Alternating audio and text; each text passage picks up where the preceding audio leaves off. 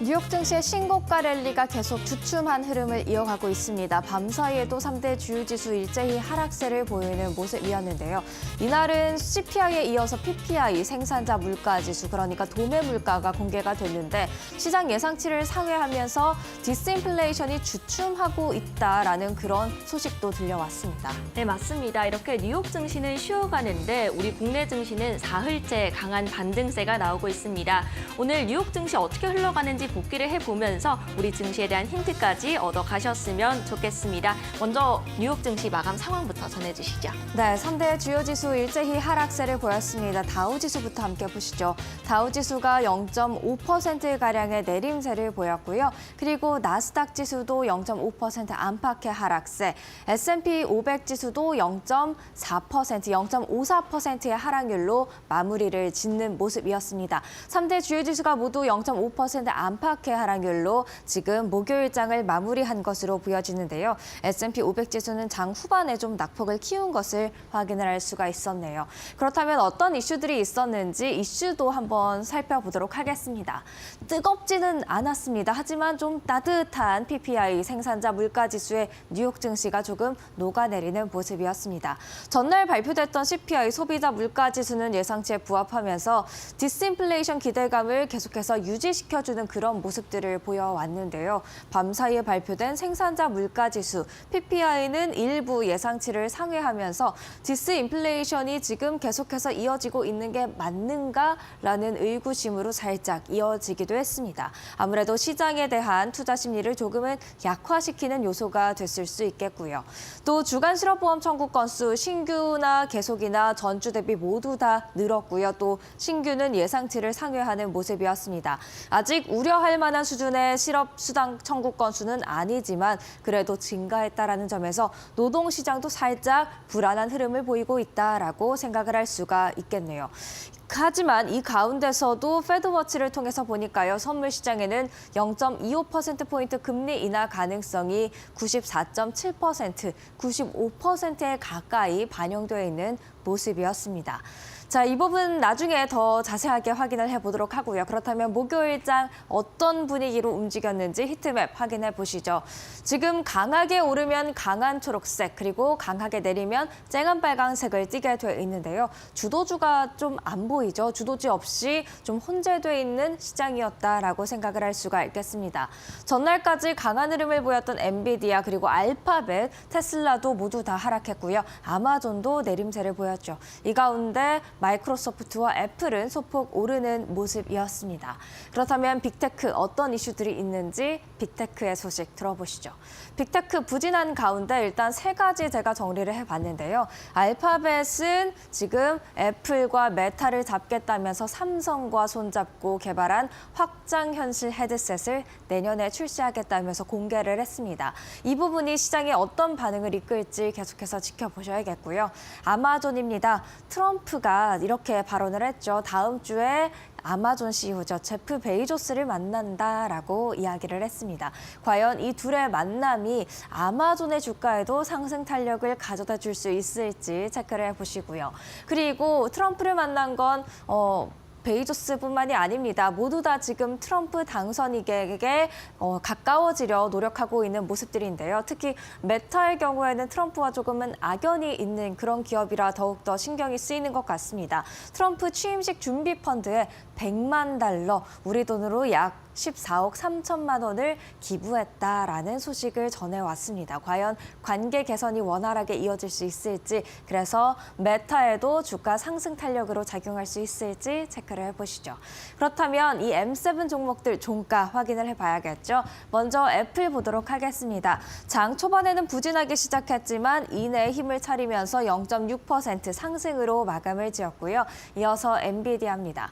엔비디아는 전날 반등을 했었는데 바로 또 차익 실현이 나왔죠. 1.43% 내렸습니다. 이어서 마이크로소프트 확인해 보시죠. 마이크로소프트도 0.11% 강보합세로 마감을 했고요. 이어서 아마존입니다. 0.55% 하락세로 마무리 지었습니다. 알파벳 봐야겠죠. 알파벳 전 거래일까지 퀀텀의 영향을 받으면서 강세를 보여왔는데 이날은 1.56% 내림세로 마감을 지었고요. 이어서 메타입니다. 0.27% 하락세. 하락세, 그리고 테슬라도 이날은 좀 부진한 흐름이었습니다. 1.66% 하락률로 거래를 마쳤네요. 이어서 이슈 있는 종목들도 확인을 해보도록 하겠습니다. 이슈 굉장히 밤사이에 여러 가지 소식들이 나와 있었는데요.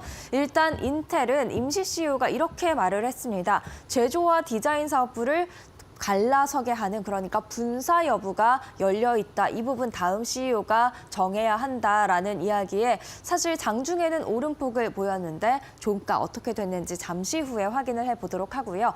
일라이릴리는 번스타인이 긍정적인 의견을 제시했습니다. CEO가 최근에 트럼프와 식사를 했고 또 비만 치료제에 우호적인 머스크가 그 뒤에 있다라면서 낙관적인 전망을 제시했고요. 목표 주가 1,100달러로 지금 잡고 있는데 얼마에 마감을 했는지도 살펴봐야겠죠. 그리고 어도비입니다. 4분기 가이던스가 예상치를 하회하면서 실망감이 주가에 고스란히 다 반영이 되는 모습이었고요.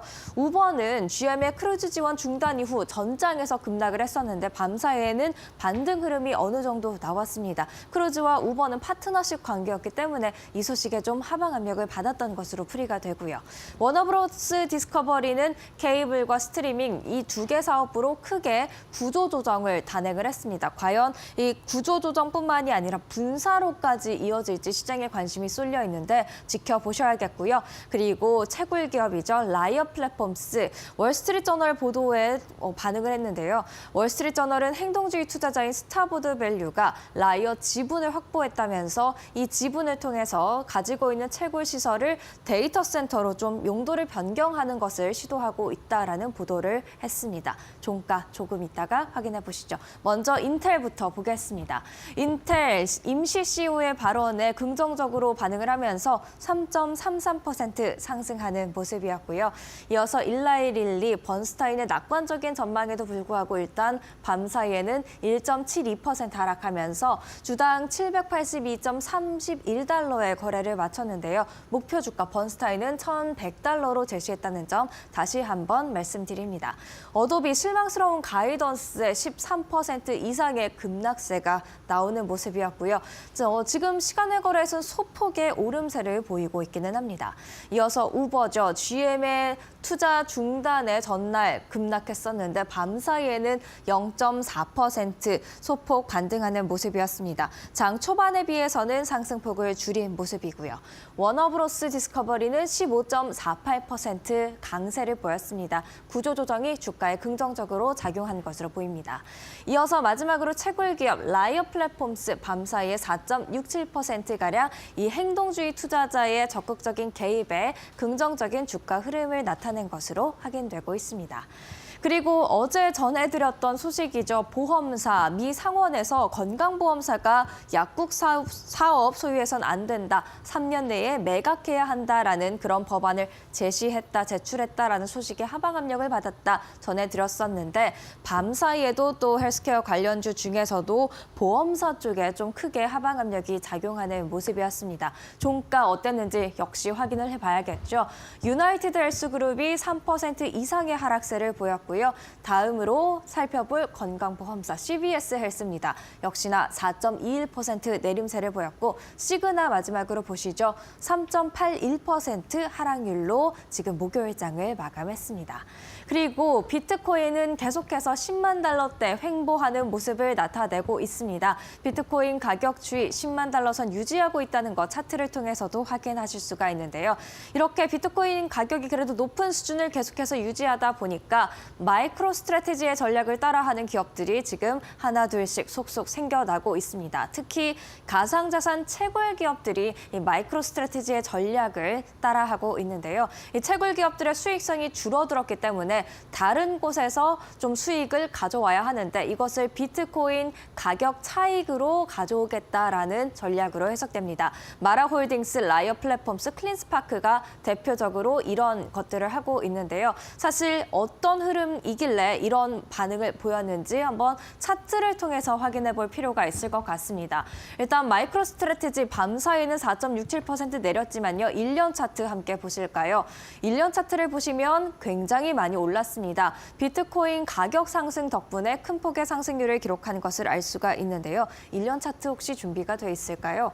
1년 동안 굉장히 많이 오르는 모습이었습니다. 1년 동안 굉장히 많이 오르면서 낙폭을 4.67%로 축소하는 모습들을 보였죠. 그리고 코인베이스도 마찬가지입니다. 코인베이스도 밤 사이에는 소폭 내렸지만 1년 차트를 한번 보시면요. 마찬가지로 크게 올라오는 모습들을 확인을 할 수가 있었죠. 1년 차트 상승률이 제가 따로 보이지가 않는데 1년 차트 크게 올랐다는 것을 확인을 할 수가 있었습니다.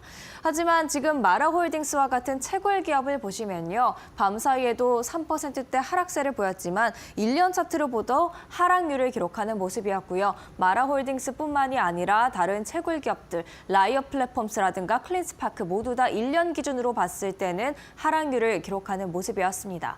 비트코인 가격은 올랐지만 채굴 기업들의 가격은 함께 따라가지 못했다라는 건데요. 이런 부분들을 비트코인을 이제 매입을 함으로써 메꾸겠다라는 전략으로 해석해 볼 수가 있겠습니다. 이어서 국채금리 확인을 해봐야겠죠. 2년물 국채금리 1%가량 오르면서 4.2%에 육박하는 수준까지 다시금 올라오는 모습이었고요. 10년물 국채금리입니다. 1.47%가량 오르면서 4.3%대로 올라오는 모습이었습니다. 마지막으로 유가와 금값 체크해 보겠습니다. 국제 유가 큰 움직임은 보이지 않았는데 배럴당 70달러 선 유지하고 있고요. 국제 금값도 확인해 보시죠. 금값은 밤 사이에 1.91% 내림세를 보이는 모습이었습니다. 인플레 지표를 확인한 이후 지금 기준금리에 대한 살짝 인하 가능성에 대한 불확실성이 시장에 반영이 된 걸까요? 내림세를 보이는 모양새였네요. 이렇게 뉴욕 증시 목요일장 정리를 해봤고요. 이어서 밤 사이에 나왔던 놓쳐선 안 될 이슈들 함께 점검해 보시죠.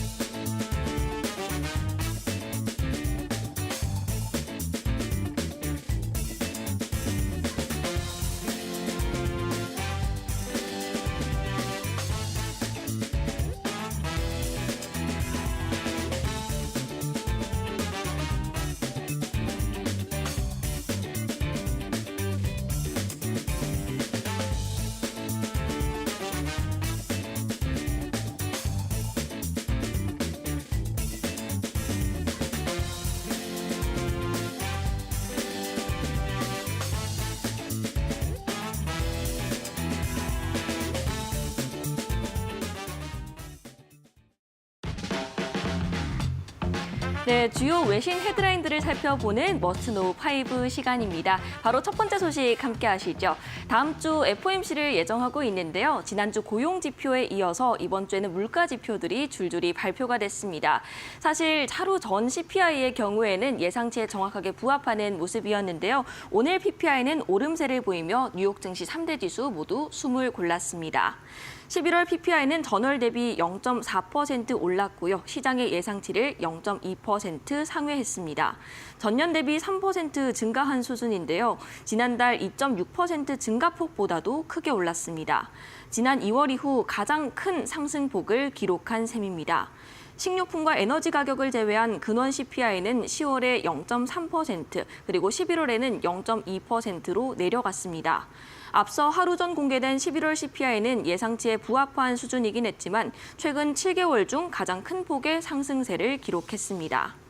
한편 노동부는 지난주 신규 실업수당 청구 건수를 24만 2천 명으로 집계했다고 밝혔습니다. 예상치였던 22만 건보다도 다소 높은 수준이었는데요. 전주보다 1만 7천 건이 증가한 셈입니다. 계속 실업수당 청구 건수는 188만 6천 건으로 전주보다 1만 5천 건이 늘었습니다. 네, 올해 FOMC가 마지막 FOMC가 닷새 앞으로 다가온 가운데 현재 스몰 것이 유력한 상황인데요. 25bp 금리 인하를 현재 패드워치에서는 94.5%로 전망하고 있습니다. 다음 소식으로 바로 이어가 보도록 하겠습니다. 오늘 뉴욕 증시 개장 때 이제 트럼프가 오프닝 벨을 울렸습니다. 네, 거기에서 이제 타임지에서 지금 화면에 보시듯이 올해의 인물로 선정이 됐기 때문인데요. 미국 경제에 대한 굉장히 강한 자신감 또한 드러냈습니다. 그 현장을 지금 바로 만나보시죠.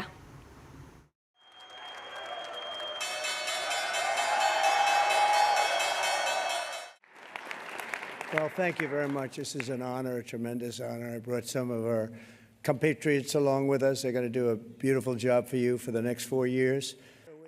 I think we're going to have a tremendous run. We have to straighten out some problems, some big problems in the world. When we left, we didn't have any of these problems. We didn't have Russia with Ukraine. We didn't have Israel October 7th. We didn't have the Afghanistan disaster. We didn't have inflation. We had no inflation. And we had a very strong economy. And we're going to do that again. Ladies and gentlemen, go on. We're going to put it straight. We're going to give tremendous incentive like no other country has. We're cutting your taxes. We're going to cut them very substantially. We got them down to 21% from probably 42 or 44%, depending on where you are. And we got them down to 21. Everyone said that was a miracle. Now we're getting them down to 15, but only if you make your product here. Otherwise, you pay 21, which is not bad. It's in the middle of the pack, but 15 brings you down to among the lower. And for those that are running the big companies, those great, big, beautiful companies, nobody's going to be leaving us. You're going to be coming back. You're going to be bringing it back to the United States. We are incentivizing everybody to come back to the United States. We want you back here. Car manufacturers, everybody. And we have one product that nobody has really to the extent that we do. It's called oil and gas. There is no country in the world that has more. We're number one. I brought it to number one during my first term in terms of production. We're going to be number one plus. We'll do numbers that nobody will really see before. And when that happens, prices are going to start coming down because people can't afford their groceries, and they're going to be affording their groceries very soon.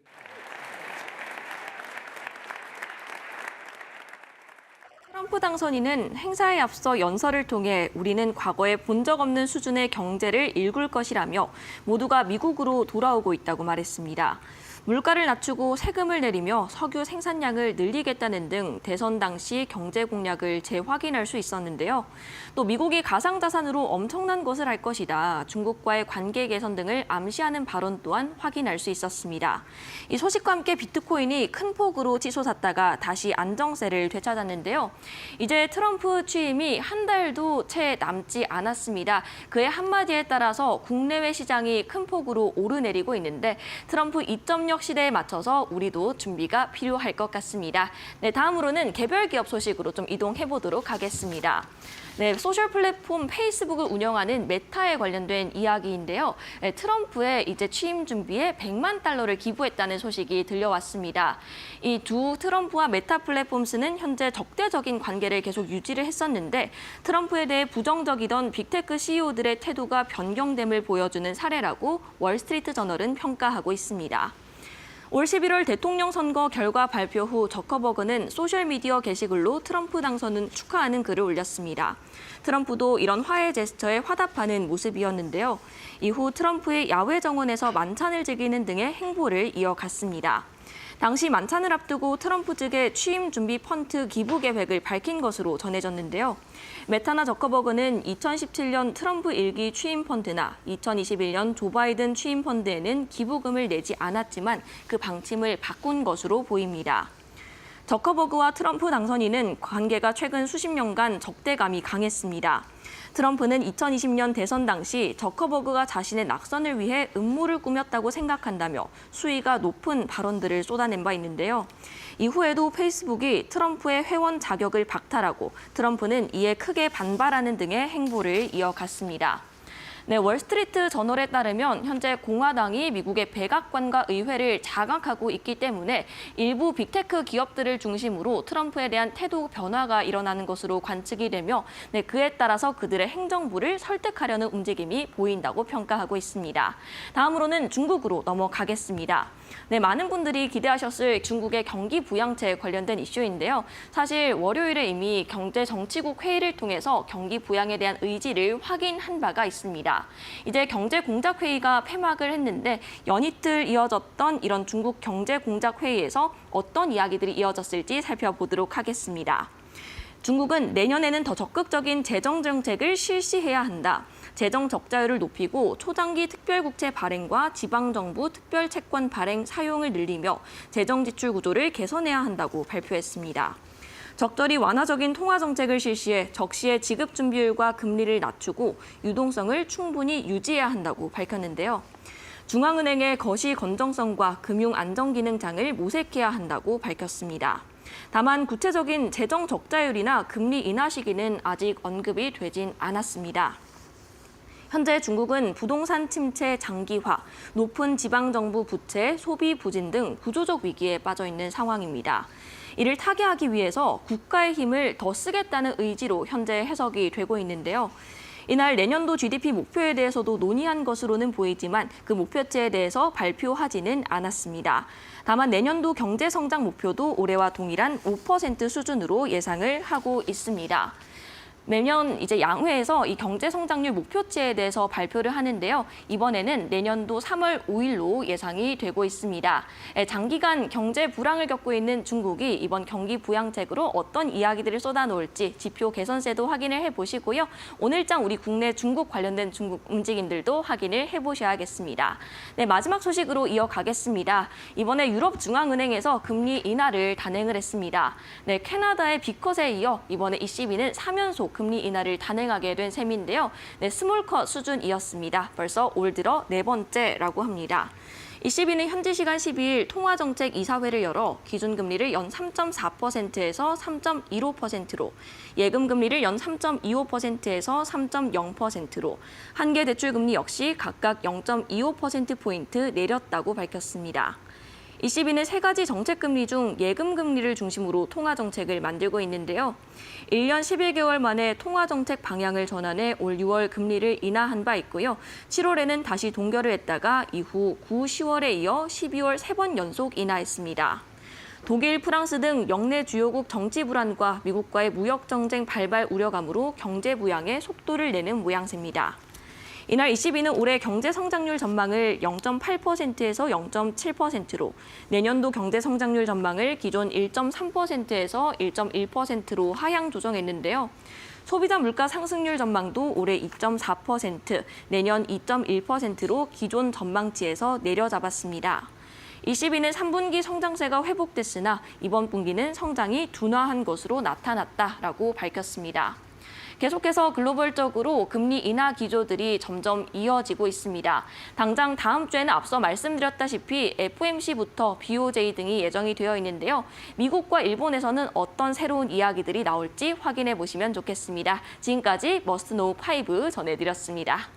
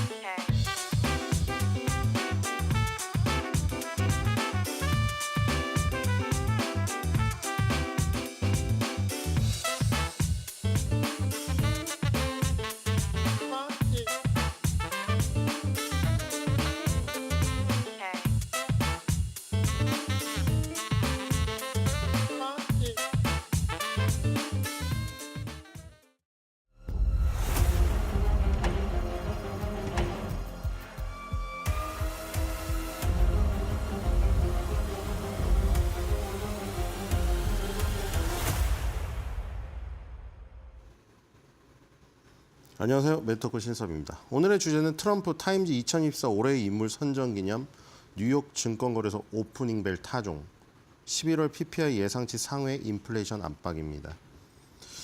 참 미국이 참 부럽네요. 자, 물론 이 그 4년의 임기이기 때문에 마지막 끝날 때가 또 중요하지만 이렇게 처음부터 축포를 터뜨리고 환호를 하면서 입성을 하면 얼마나 기분이 좋을까요? 그렇죠? 지금 3대 지수가 사상 최고가를 기록한 가운데 마침 또 타임지 2024 올해의 인물에 선정되면서 향후에 노벨 평화상까지 노리고 있는 트럼프가 드디어 이제 오프닝 벨까지 뉴욕 증권거래소가 시작할 때 벨을 치면서 시작하는데 취임 한 달도 안 앞둔 이 시점에서 아주 상징적인 의미의 그렇죠. 증권거래소 타종 벤스 부통령과 멜라니아 여사와 자신의 가족들 모두 다 참석한 가운데 아주 뭐 약간 그런 느낌이었습니다. 이거 타종 행사보다는 트럼프 취임 기념 무슨 축포 행사 같은 느낌? 그렇죠? 나 이제 취임한다고 알리는 타종 같았어요. 뭐 막상 지금 장은 떨어졌거든요. 그래서 또 뭐 트럼프의 저주라고 또 이름을 붙이는 사람도 있지만 사실 저거 하나 가지고 그럼 우연으로 떨어질 수도 있는데 저기서 트럼프의 저주라고 이름 붙이기에는 그렇죠. 트럼프의 저주라고 이름 붙이려면 지금부터 이제 매그니피센트 세븐이 완전 와해돼서 없어지고 그 명칭이 과거 속으로 묻히는 그렇게 되면 정말 이제 트럼프의 저주가 실현이 되는 거겠죠. 트럼프가 타종 행사 한 이후에 매그니피센트 세븐이 와해돼서 뭐 저기 완전 그 IT 버블 때처럼 무너졌다. 그럼 나중에 훗날 그게 트럼프의 저주였다. 이렇게 가십거리로 저널리스트들이 붙일 수는 있겠죠. 근데 어제 하루를 가지고 또 이렇게 하는 것은 제가 보기에는 굉장히 그렇죠. 우리도 그 언론이 굉장히 한쪽으로 계속 치우쳤다가 당한 경우를 지금 힐러리 클린턴 때부터 많이 봤기 때문에 그렇죠. 굉장히 좀 주의를 기울여야 될 것으로 생각이 됩니다. 자, 뒤로 가겠습니다. 자, PPI가 나왔습니다. 원래 순서대로 하자면 이렇게 되겠죠. 수입을 해서 물건을 뭔가를 만들어요. 아니면 서비스를. 그 다음에 소비자들한테 제공을 하니까 순서대로 따지면 그러니까 미국이 워낙에 자원이 많긴 하지만 그렇죠? 자원이 엄청 많잖아요. 땅덩어리도 크고 날씨도 정말 좋고 정말 이거는 천조국으로서 갖출 수 있는 일단 천연 자원이 너무 적입니다. 갑 오브 갑인데 거기서 일단 그 자기네 원재료를 자기 땅에서 쓰는 것도 있겠지만 수입해서 쓰는 게 있기 때문에 일단 최초로 수입한 물가 지수가 있을 것이죠. 그럼 생산자가 그 수입한 물가 지수를 자기가 투입해서 제품을 만들면 그 생산자 물가 지수에 반영이 되어 있을 거고 그 생산자 물가 지수를 이제 소비자 가격을 매겨서 팔면 전가가 되겠죠. 그러니까 최종적으로는 이제 소비자가 사는 구매 가격이 CPI가 가장 나중에 나오는데 지금 발표 순서는 거꾸로잖아요. CPI 먼저 발표되고 PPI 먼저 발표되고 그다음에 수출입 물가 지수가 발표가 되거든요. 근데 왜 이렇게 되어 있느냐? 다 11월인데 그 아까 말한 대로 거꾸로니까 그럼 지금 이번 달에 11월 달에 나온 CPI, 어저께 나온 CPI는 10월 달에 나왔던 수입 물가 지수와 생산자 물가 지수가 반영이 됐거나 반영을 하려고 준비 중이거나 이미 반영이 어느 정도 80, 90% 됐거나 이런 시점인 거죠. 그렇죠? 똑같이 11월 CPI, 11월 PPI, 11월 수출입 물가 지수가 발표가 되지만 이 내용에 들어있는 어떤 시기적인 거는 지금 다른 거죠. 그렇죠?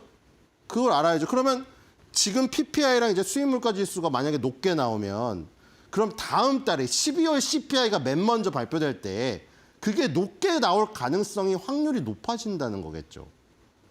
그렇죠? 왜냐하면 생산자 입장에서는 생산자는 그러면은 땅 파가지고 무슨 저기 돈 나오는 지금 장사를 합니까? 땅 파도 10원도 안 나오는 장사를 합니다. 생산자도 돈을 벌어야 되기 때문에 소비자한테 전가시켜서 마진을 늘려야 수익이 나죠. 매출만 많으면 뭐예요? 영업 적자가 나면 아무 소용이 없는 거죠. 영업 적자, 순이익 적자가 나면, 순손실이 나면. 그렇기 때문에 이 생산자가 들어간 이 비용에 대한 부분을 소비자한테 전가를 시켜야 됩니다. 그렇기 때문에 생산자 물가 지수가 이게 예상치 상회로 이렇게 나와버리면 지금 예상치 상회가 나왔는데 이렇게 돼버리면 이제 생산자 입장에서 야, 이러다가 나 마이너스 나면 어떡해? 소비자한테 전가를 시켜야지. 그게 만약에 CPI의 전가가 된다. 그럼 이제 수입 물가지수부터 시작한 그 인플레이션의 파고가 생산자 물가지수, 소비자 물가지수로 전이가 돼서 이 물가 압박이 나와버린다는 거죠. 그러니까 지금 이제 연준 특집을 다음 주 월요일부터 할 건데 연준 특집을 할 거예요. 근데 연준이라고 부르는 게 좋습니다. 일단 오늘은 이것만 설명을 드릴게요. 이게 너무 다양한 걸로 지금 뉴스에 나오기 때문에 사람도 헷갈려. 근데 그럴 수밖에 없어요. 구조상.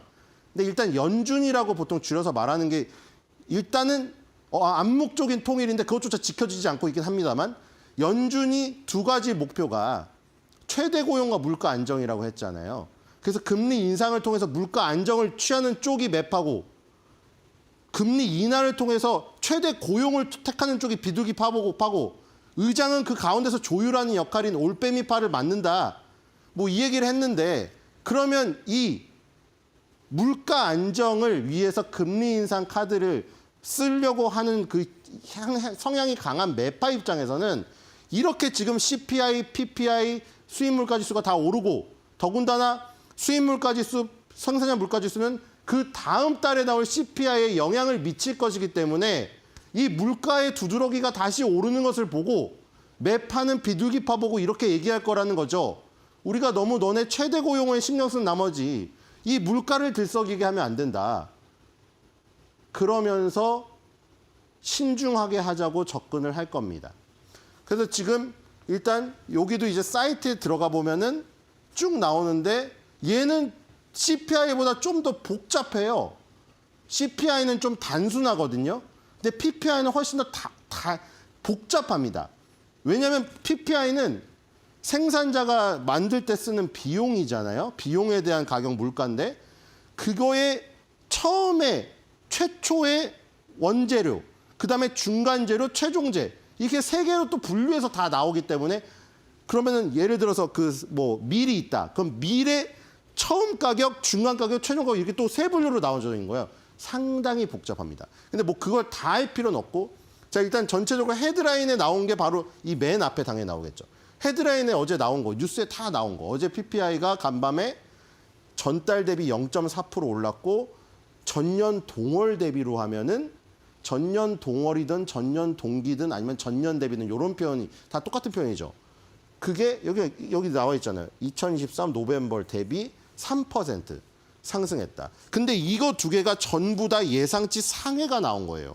지금 예상치는 0.2% 전달 대비고 지금 전년 대비로는 2.6이었는데 그걸 전부 다 상회한 0.43이 나와버렸다. 자, 그 다음에 이제 소비자 물가지수도 마찬가지인데 상품이 있고 서비스가 있겠죠. 상품은 딱 이렇게 뭐 받아서 딱 우리가 볼 수 있는 뭐 제품 같은 거고 서비스는 우리가 받는 의사들한테 받는 서비스라던가 이런 게 뭐가 만질 수 있는 건 아니잖아요. 미용 서비스라던가 그런 이런 것들 보험 서비스라던가 자 상품이 토탈 전달 대비 0.7% 상승했고 지금 그중에 보면은 가장 많이 오른 게 여기 눈에 띄는 게 음식입니다. 아 음식료가 3.1%로 지금 하드캐리했구나. 이걸 알 수가 있겠습니다. 지금 음식료 가격이 엄청나게 올랐다. 뒤로 가겠습니다. 음식료 가격이 들썩이고 있는 게 지금 문제가 된다. 자, 그 다음에 서비스입니다. 서비스에서는 가장 많이 오른 게 트레이드, 무역이 0.8% 올랐구나. 자, 이렇게 알 수가 있겠습니다. 자, 그 다음에 건설 부분. 이렇게 세 가지로 이렇게 나눠져 있어요. 상품, 서비스, 건설, PPI는. 자, 뒤로 가겠습니다. PPI는 언체인지드가 나왔습니다. 변하지 않았고요. 자, 이렇게 뒤에 보면 이게 자세하게 나오는데 여기서 가장 눈에 띄는 것만 보면 되겠죠. 상품에서 유달리 눈에 띄는 그쵸? 얘 혼자만 지금 말도 안 되는 7자가 나왔잖아요. 앞에 다 0자 아니면 커봐야 2.5인데 여기 7.5짜리가 있어요. 이게 지금. 그레인스. 곡물이 7.5%가. 그 곡물 가격이 폭등해서 결과적으로 아까 상품의 음식료 가격이 오른 거예요. 곡물 가격 폭등이 지금 이게 문제가 되고 있다. 이른바 에그플레이션이 지금 태동되고 있는 느낌. 자, 뒤로 가겠습니다. 그렇죠? 지금 유가는 안정되고 있는데 에그플레이션이 탄생되고 있습니다. 자, 서비스에서는 가장 눈에 띄게 오른 거를 찾아보세요. 가장 높은 게 이게 가장 높네요. 2%. 이게 가장 높죠. 어페럴 앤 주얼리 리테일링, 의류랑 보석 가공. 그 얼마 전에 다이아몬드 업체 그 실적 보여드렸잖아요. 미국 최고의 다이아몬드 반지 만드는 업체. 지금 요 가격이 지금 오르고 있어요. 이 상산자 물가 지수가. 요게 아마 소비자 물가 지수 전가돼서 그 기업의 실적이 좋았던 것 같죠. 제일 많이 하락한 건 이게 눈에 띄네요. 에어라인 패신저 서비스. 자, 항공권값이나 항공권 서비스는 내려갔어요. 그러니까 서비스에서는 항공 서비스가 하드캐리에서 내려놨더니 지금 의류하고 지금 그 보석 가공 요쪽에서 다 올려놓은 거예요, 지금. 뒤로 가겠습니다. 저게 소비자 물가의 전가가 되면 이제 우리가 소비자가 사는 의류 옷 가격, 소비자가 사는 보석 가격 이런 게 올라버리겠죠. 자, 이게 예상치 상해가 나온 건데 예상치는 이거였습니다. 0.2에서 0.3, 이건 0.3으로 되어 있는데 전달 대비는 0.3이었고 예상치가, 그리고 이 지금 전년 대비로는 2.4였어요. 항상 전달 대비는 막대 그래프고 전년 대비는 선으로 그려져 있죠. 근데 실제치가 이렇게 나와버린 겁니다. 전년 동월 대비 2.4, 전년 2023년 11월 달 PPI 대비해서 2.4가 예상됐는데 3%가 나와서 예상치 초상회가 나와버려서 지금 그 3%가 나온 시점을 가려면 2023년도 중반 정도 가야 그 시점이 있습니다. 그러니까 거의 1년 넘는 기간 만에 최고 상승폭이 나와버렸다. 자, 물가가 지금 다시 들썩이고 있죠. 지금 3 바닥을 찍고 지금 고점을 돌파한 모습이죠. 차트로 보면. 자, 다시 되살아나고 있어요. 이 모습이. 코로나 이후에 돈 풀어가지고 왕창 올렸다가 금리 인상에서 잡아가지고 제자리로 나왔는데 이 제자리로 들어오니까 물론 PPI만 보진 않지만 CPI 다 참조해서 이게 확정이 됐다고 생각을 하니 금리 인하를 통해서 고용으로 가려고 했더니 이 두드러기가 다시 일어나고 있는 거죠. 그러니까 지금 매파가 요거를 보수적으로 보고 있는 거죠. 신중하게. 자, 지금 다시 올라가고 있는 모습이고요. 자, 전달 대비도 0.3인데 0.4가 나왔다. 뒤로 갔습니다. 둘 다 예상치 상해가 나왔습니다. 자, 그리고 뭐가 하드캐리했나 봤더니 갑자기 안 튀던 얘가 갑자기 튀어버렸습니다. 우리가 그 음식료랑 에너지를 뺀, 변동성이 빼서 식료품 에너지를 빼면은 코어라고 했죠. CPI에서도 음식료 에너지를 빼면은 코어 CPI고 PPI에서도 음식료 에너지를 빼면은 코어 PPI예요. 근데 거기서도 보면은 CPI든 PPI든 코어로 가면 훨씬 가격이 올라갔잖아요, 수치가. 그 얘기는 뭐였죠? 음식료 에너지가 안정적이란 얘기예요, CPI든 PPI든. 그렇죠? 어차피 PPI가 CPI로 연동되니까. 근데 갑자기 여기는 보시면은 이 초록색은 에너지입니다. 에너지는 맨날 마이너스로 지금 끌어내리는 역할을 하고 있거든요. 근데 그 디플레이션 역할을 하던 에너지마저 없어져 버렸고 녹아버렸죠. 그 다음에 이 음식료가 확 튀어버렸습니다. 음식료의 이 막대 그래프는 2024년도 들어서 최고치죠. 지금 음식료가 식료품 가격이 급등을 하는 이 모습이 나타나는 이 모습이 굉장히 불안한 모습이다. 이렇게 보시면 될 것 같고요. 음식료랑 에너지 요게 지금 급등을 하고 있다. 뒤로 가겠습니다. 자, 그 다음에 이 PPI 요 그 분야별이죠. 요걸로 보면 이 빨간색, 자, 서비스죠. 서비스가 지금 막대 그래프 서비스를 보면은 2023년도 초반 이후에 지금 서비스가 최고치죠. 그러니까 지금 여기서도 보면은 요 상품에서 에너지랑 음식료를 제외한 요게 파란색이잖아요. 요게 코어예요. 코어 PPI도 조금 늘었는데 여기 지금 서비스가 역시 하드캐리하고 있는 걸 보이죠. CPI도 그렇고 지금 서비스 가격이 문제인 거예요. 물론 코어도 올랐지만 코어, 슈퍼코어 여기서는 슈퍼코어가 그 무역 서비스를 제공해야 슈퍼코어입니다. 어쨌든 여러 가지를 제외한 슈퍼코어가 CPI든 PPI에서든 슈퍼코어로 하면 점점 더 높아지잖아요. 근데 거기 그 상품을 빼고 유달리 서비스가 지금 가격이 많이 오르는 거죠. 지금 이 서비스 가격의 문제가 지금 굉장히 안 좋다. 뒤로 가겠습니다. 요거를 지금 다시 눌러야 되는 게 지금 문제점이다. 이런 모습이고 그 다음에 이 PPI 보고서에 아까 보면 대부분이 다 예상 상회를 했는데 이게 PPI가 상승을 했을 때 이 PPI가 상승하는 게 연간 기준으로 상승하는 비율이 80%라는 겁니다. 여기 이쪽으로 봐야죠. 이쪽에 80%죠. PPI가 오르면 다른 지표들이 따라오르는 게 80% 확률로 따라오른다. 그렇기 때문에 지금 결국에는 PPI가 끌어올리는 게 모든 지표를 끌어올릴 것으로 지금 결국 후행하면서 따라오죠. 이런 모습이고요. 그리고 뒤로 가겠습니다. 그리고 바이든 정부 때, 자, 지금 트럼프가 1기가 있었고 바이든이 있었고 트럼프 2기가 오잖아요. 근데 트럼프 때보다 지금 바이든 때 식료품 가격을 엄청나게 끌어올려 놨거든요. 지금 이거. 근데 지금 트럼프가 취임하기 지금 한 달도 안 남았는데 지금 다시 또 식료품 가격이 2025년도 최고치를 지금 뚫고 올라가려고 하고 있다.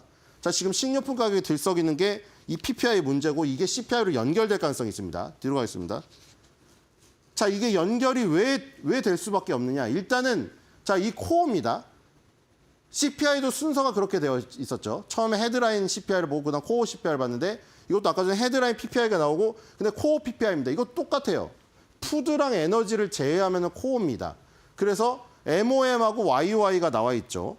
자, 여기도 지금 0.2랑 3.4가 나왔는데 요거는 좀 줄었어요.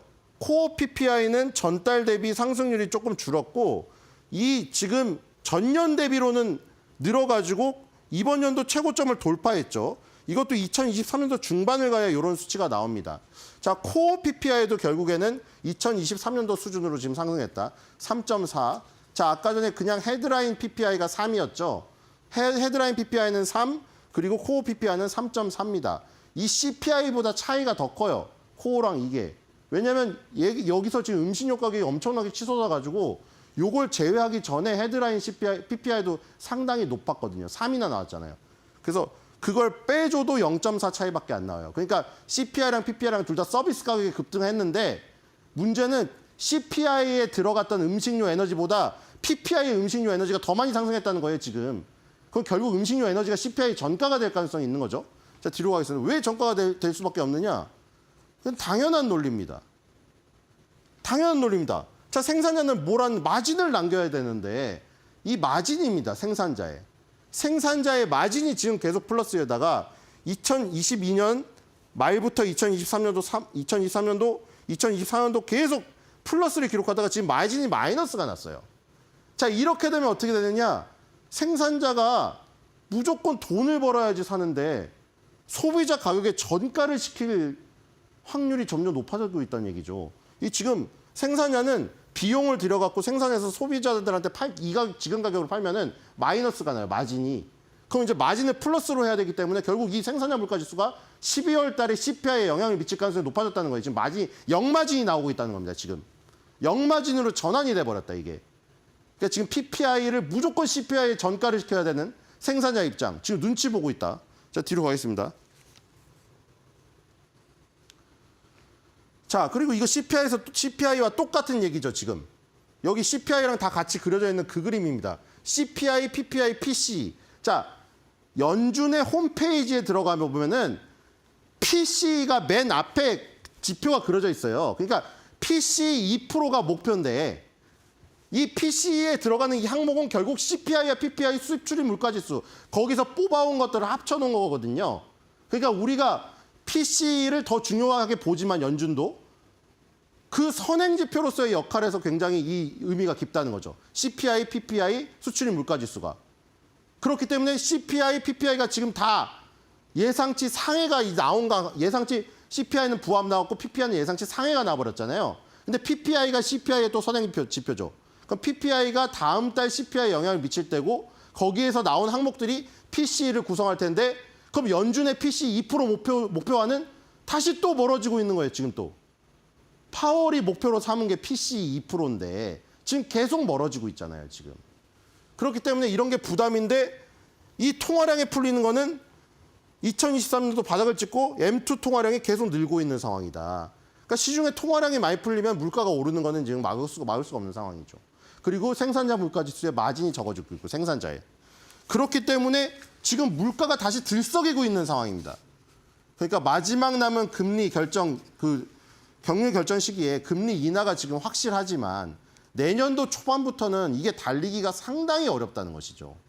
그렇기 때문에 다시 한번 매파가 극성일 확률이 높아지고 있다. 이렇게 보시면 될 것 같습니다. CPI, PPI 다시 돋아오르면 물가 토끼 귀 움켜잡은 거 나가리인데?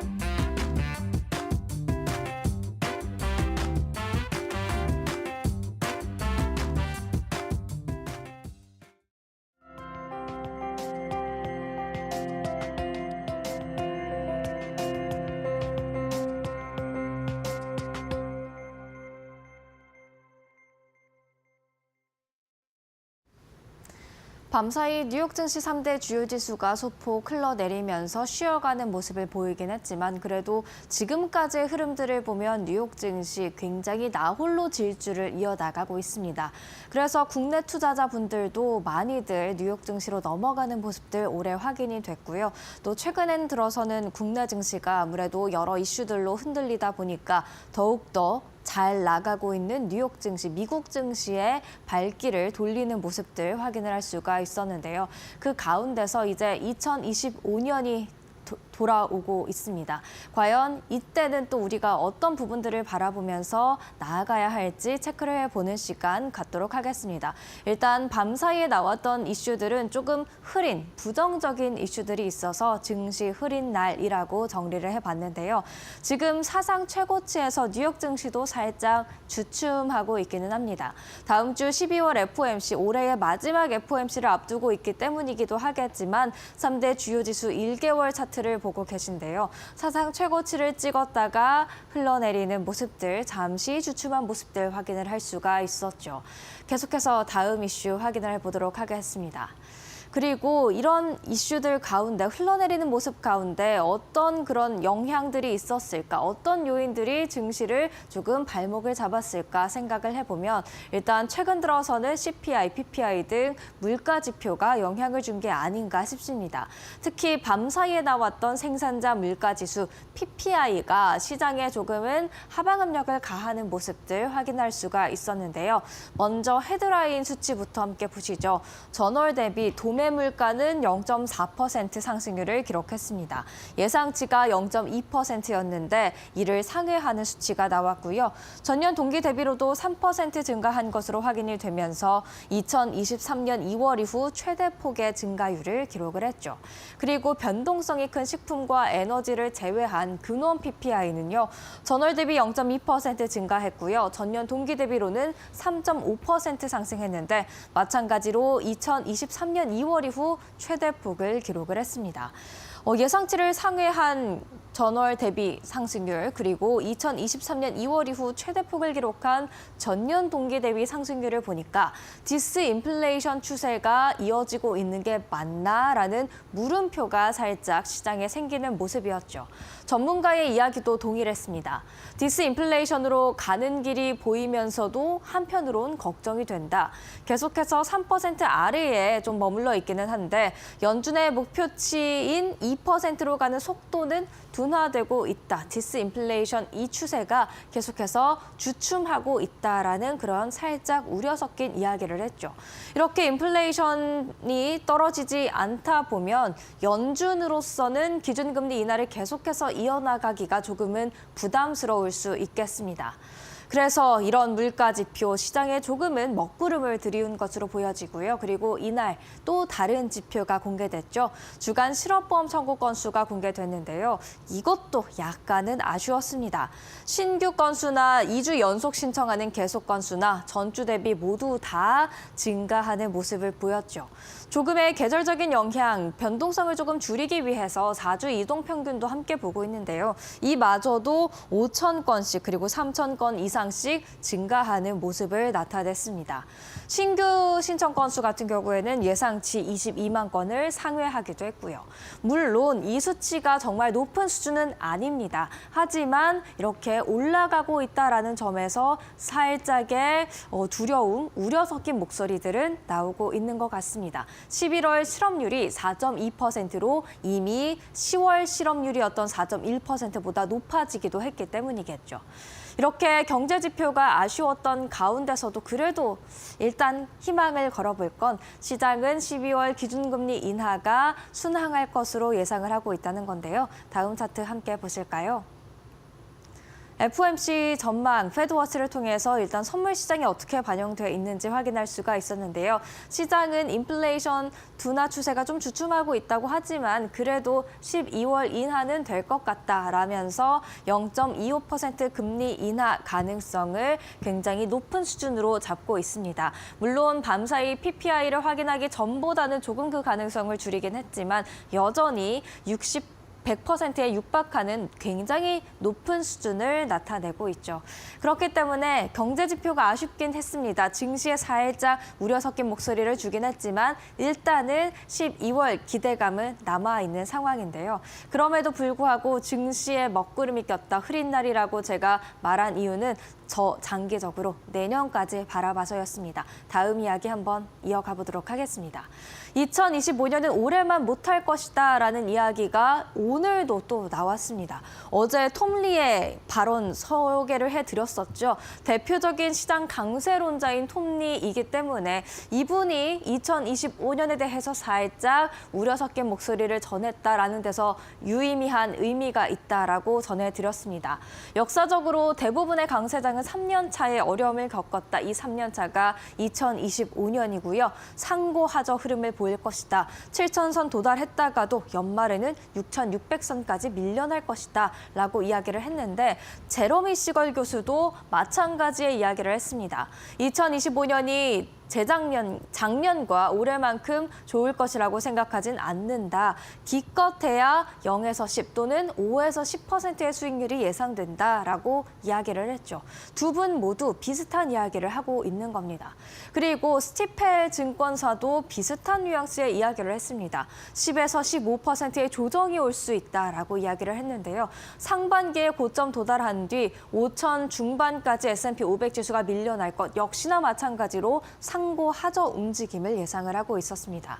그 이후로는 물가 상승 압력 완화, 디스인플레이션 추세가 매우 더디고 GDP 성장률이 약할 것으로 전망되기 때문이다라면서 내년 중순 GDP 성장률 1.5% 전망된다라고 이야기를 했죠.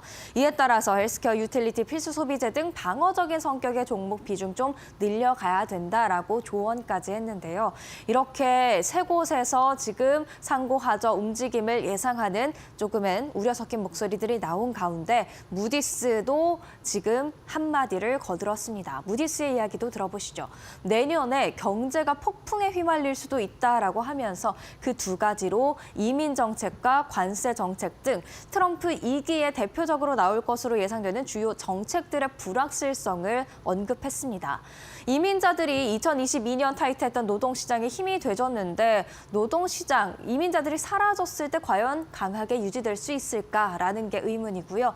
또한 관세 정책으로 기업들이 불확실성에 일자리를 줄이거나 투자를 감소하거나 하는 일들이 벌어질 수 있다.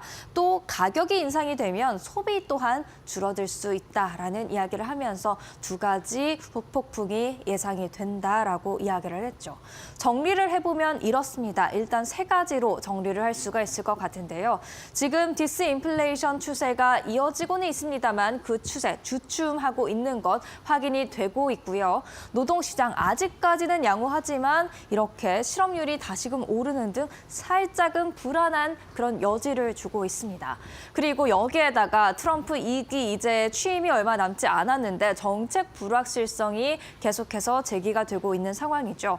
그렇다 보니까 월스트리트저널은 이런 가운데 미 연준을 너무 믿지 말아라. 내년에도 기준금리 인하가 이어질 것이라고 생각하지 말아라라고 이야기를 하는가 하면 또 내년에 상고하저 흐름이 나타날 수 있다라는 월가 전문가들의 의견이 많이 나온 상황인데요. 이런 이야기를 다 들어보니까 이런 표정을 짓게 되는 것 같습니다. 사인 사진 한번 보실까요?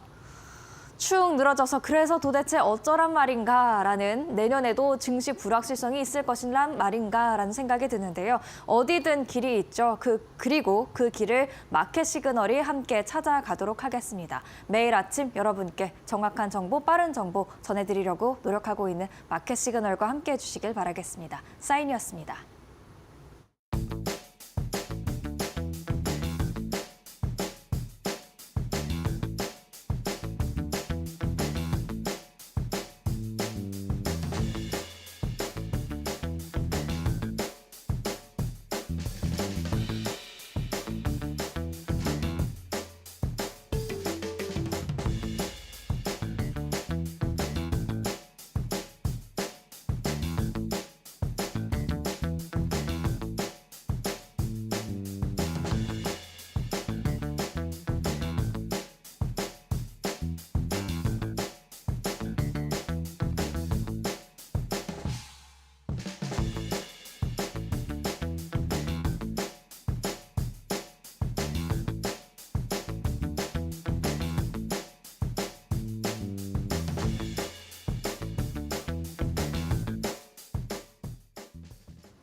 그러면 이어서 뉴욕 증시 시그널도 찾아보도록 하겠습니다. 일단 밤사이에 뉴욕 증시 3대 주요 지수 하락세를 보이는 모습이었습니다. 다우, 나스닥, S&P 500 지수 모두 0.5% 안팎의 하락률을 기록하면서 나스닥 지수 2만 선 아래로 다시 내려오는 모습들도 보였죠. 빅테크도 힘이 그렇게 강하진 않았습니다. 엔비디아 전날 반등했었는데 다시금 1%대 하락률로 돌아왔고요. 알파벳도 퀀텀 영향으로 굉장히 상승 가도를 달리다가 이날은 1.57% 내림세, 테슬라도 동일하게 1.5%가량 내림세를 보이는 모습이었습니다. 이날 좀 시장에 그래도 좀 발목을 잡은 한 가지 이슈가 있다면 경제 지표가 될 것 같은데요. 경제 지표가 좀 아쉽게 나왔습니다. 11월 생산자 물가 지수 PPI가요. 헤드라인 0.4%, 예상치를 웃도는 0.2%보다 웃도는 수준으로 나왔고요. 전년 동기 대비로도 3% 기록하면서 2023년 2월 이후 최대폭을 기록하기도 했죠. 그리고 주간 실업보험 청구 건수도 신규와 계속이 모두 전주 대비 높은 수준을 나타냈고요. 그리고 신규 청구 건수는 예상치 22만 건을 상회하는 24만 2천 건을 나타내기도 했습니다. 결국 디스인플레이션 추세가 살짝 주춤하고 있다라는 해석이 이어졌고요. 이 수치가 높은 수치는 아니지만 그래도 실업보험 청구 건수가 증가하고 있다, 실업자 수가 증가하고 있다라는 시그널을 주면서 약간의 고용시장에 대한 불안감을 자아내기도 했죠. 하지만 그럼에도 불구하고 일단 시장은 12월 FOMC에서만큼은 0.25%포인트 금리 인하가 이어질 것으로 예상을 하고 있고요. 그 가능성 94.7%로 반영을 하고 있었습니다. 그렇다면 이날의 분위기 어땠는지 목요일장 히트맵 함께 보시죠. 주도주가 없이 좀 혼재되어 있는 시장이었다라고 제목을 달아봤는데요. 강하게 오를수록 쨍한 초록색을 띠고 있는데 사실 이 시장을 이끌 만한 큰 규모의 기업 중에서 쨍한 초록색, 강하게 오른 기업들이 없었습니다. 이날은 M7마저도 대체로 다 하락하는 모습들을 나타냈는데요. 빅테크 소식 그렇다면 확인을 해봐야겠죠. 일단 가장 처음으로 알파벳 클래스 C입니다. 전장까지 퀀텀 컴퓨터 공개 이후 그 영향으로 강한 상승세를 보여왔는데 밤사이에는 1.57% 하락을 했죠. 그리고 또 한 가지 소식이 나왔습니다. 애플과 메타를 잡기 위해서 삼성과 손을 잡고 개발한 확장 현실 헤드셋을 내년에 출시하겠다라면서 공개하는 현장을 만나봤습니다. 알파벳의 주가에 어떤 영향을 줄지 과연 관심이 쏠리고 있고요. 아마존도 소폭 내리긴 했습니다만 지금 트럼프 당선인을 향한 빅테크들의 러브콜이 이어지고 있는 것 같습니다. 다음 주에 베이조스 CEO 만난다고 하는데요. 어떤 이야기가 오갈지 또 어떤 영향을 주가에도 줄 수 있을지 확인이 필요할 것 같고요. 메타도 트럼프의 지금 러브콜을 보내고 있습니다. 트럼프 취임식 준비 펀드에 $100만, 14억 3천만 달러를 기부했다라고 전달이 됐는데요. 지금 메타 같은 경우에는 트럼프와 악연이 좀 있었죠. 그렇기 때문에 관계 회복을 빠르게 시도하기 위해서 많은 노력들을 기울이고 있는 것 같습니다. 한번 지켜보셔야 될 것 같습니다. 그리고 이어서 장 마감 후에 브로드컴 반도체주의 실적이 공개가 됐습니다. 3분기 매출이 141억 달러 수준으로 예상치 평균에 부합한 그런 모습이 나타났고요. 그리고 주당 순이익인 EPS는 $1 42센트로 예상치보다 소폭 상회하는 모습들이 나타났습니다. 이렇게 3분기 호실적에 기대해서 좋은 이야기가 나오면서 시간외 거래에서는 상승세를 보이고 있는데요. 시간외 거래 움직임도 확인을 봐야겠죠. 정규 거래에서는 1.4%가량 내림세를 보였는데 시간외 거래에서 급등했다가 지금은 다소 좀 상승폭을 줄이면서 2%대의 상승률 나타내고 있습니다. 이런 흐름이 금요일장까지 이어질 수 있을지 체크를 해볼 필요가 있겠고요. 브로드컴의 호실적이 다른 기타 관련되어 있는 기업들에 또 어떤 영향을 줄지 금요일장의 관심사가 될 것 같습니다. 이어서 앞으로 계속해서 지켜볼 종목 브로드컴 외에도 몇 가지 더 있습니다. 일단 애플입니다. 번스타인은 강세론자들이 예상하는 것보다 내년 4월에 또 본격적으로 출시될 AI 기능에 대한 반응이 약한 하락할 것 같다라고 이야기를 했습니다. 다만 의견은 아웃퍼폼을 유지하고 있으니까요. AI 기능을 직접 사용을 아이폰을 통해 해보시면서 과연 시장에 어떤 반응을 이끌지, 주가에는 어떤 영향을 줄지 스스로 한번 체험을 해보시는 것도 방법이 될 것 같고요. 인텔은 밤사이에 3%대 오름세를 보였는데 제조부 그리고 디자인 사업부 분사 여부가 열려 있다. 다음 CEO가 결정할 문제다라는 이야기가 나왔습니다. 이렇게 분사하면서 구조조정에 나선다라는 소식에 일단 주가 긍정적으로 반응을 했는데 이런 구조조정에 따른 훈풍들이 이어질 수 있을지 보실 필요가 있겠고요. 워너브로스 디스커버리 15% 이상의 상승세 기록했는데 마찬가지로 케이블과 스트리밍 두 개로 크게 사업부를 나누었습니다. 이런 구조조정에 일단 주가 강하게 반응했는데 과연 실제 분사로까지 이어질지 시장이 관심을 모으고 있거든요. 분사가 된다면 또 주가에 어떤 영향을 줄지 체크해 볼 필요가 있겠고요. 일라이릴리 밤사이에는 좀 내렸습니다만 번스타인은 일라이릴리에 대해 긍정적으로 이야기하면서 목표 주가 1,100달러를 제시했는데요. 아직까지 700달러에 머물고 있는 일라이릴리의 주가이기 때문에 1,100달러까지 추가 상승 여력 많이 남아있다는 것을 알 수가 있습니다. 컨스텔레이션 에너지 원자력 관련주가 되겠죠. 국내 투자자분들도 굉장히 관심을 많이 갖고 있었던 종목이 될 텐데요. 뱅크 오브 아메리카가 중립에서 매수로 투자 의견을 한 단계 상향 조정했습니다. 앞으로도 계속해서 두 자릿수의 실적 성장률이 예상이 되고 또 동종업계 대비 밸류에이션이 매력적이다라는 이야기를 했는데요. 컨스텔레이션 에너지 올해 많이 달려왔죠. 내년에도 달릴 수 있을지 지켜보시고요. 마지막으로 라이어 플랫폼스입니다. 밤사이에 4.76% 올랐는데 월스트리트저널이 보도를 했습니다. 행동주의 투자자 스타보드가 지금 라이엇의 지분을 확보하면서 최근에 가지고 있던 채굴 시설을 데이터 센터용으로 변경하는 그런 변경을 시도하고 있다라고 이야기를 했습니다. 이런 변경 시도는 라이엇 플랫폼스 외에 다른 가상자산 채굴 기업들이 지금 시행하고 있는 눈을 돌리고 있는 그런 분야이기 때문에 앞으로 라이엇 플랫폼스 외에도 비트코인이나 다른 가상자산 채굴 기업들의 전략들 살펴보실 필요가 있을 것 같습니다. 그리고 다우의 개라고 혹시 들어보셨을까요? 지금 다우의 개는 다우존스 산업평균지수에 속하는 주식들 중 배당 수익률이 높은 주식에 투자하는 그런 방법, 전략이 되겠는데요. 왜 이런 전략이 필요할까라는 이유 3가지를 정리해보면요. 배당 수익 일단 확보할 수가 있고요. 그리고 다우지수에 포함되어 있다는 블루칩에 투자한다는 장점이 있을 수 있습니다. 또 사실 배당이 높다는 건 그만큼 주가가 좀 부진한 영향을 보였다라고 이야기를 해볼 수도 있겠는데 상대적으로 부진한 주가 흐름은 앞으로 주가가 또 오를 수 있는 반등 요소로 작용할 수도 있기 때문에 이런 3가지 요소들로 다우의 개를 투자하는 분들 참 많으실 텐데요. 2025년 다우의 개 종목 가능성이 높은 종목들이 지금 정리가 돼 있습니다. 버라이즌 커뮤니케이션 통신주가 되겠죠. 쉐브론 에너지주, 존슨앤존슨과 암젠 머크 등 제약 바이오주 나와 있고요. 코카콜라 그리고 시스코 시스템즈, 맥도날드, 프록터앤갬블, IBM까지 모두 다 배당률이 높은 다우의 개에 속할 수 있는 종목들인 만큼 한번 주시를 하시면서 내년 포트폴리오에 참고를 해보시면 어떨까 싶습니다. 마지막으로 비트코인 관련 흐름 살펴보도록 하겠습니다. 10만 달러 안팎에서 계속해서 횡보하고 있는 비트코인 가격인데요. 마이크로 스트래티지를 따라하는 기업들이 늘고 있습니다. 아까 라이어 플랫폼스 설명드릴 때 살짝 언급을 드렸는데 가상자산 채굴 기업들이 이 마이크로 스트래티지의 전략, 비트코인을 사서 그 차익을 통해서 수익을 얻는 전략들을 채택하고 있다고 합니다.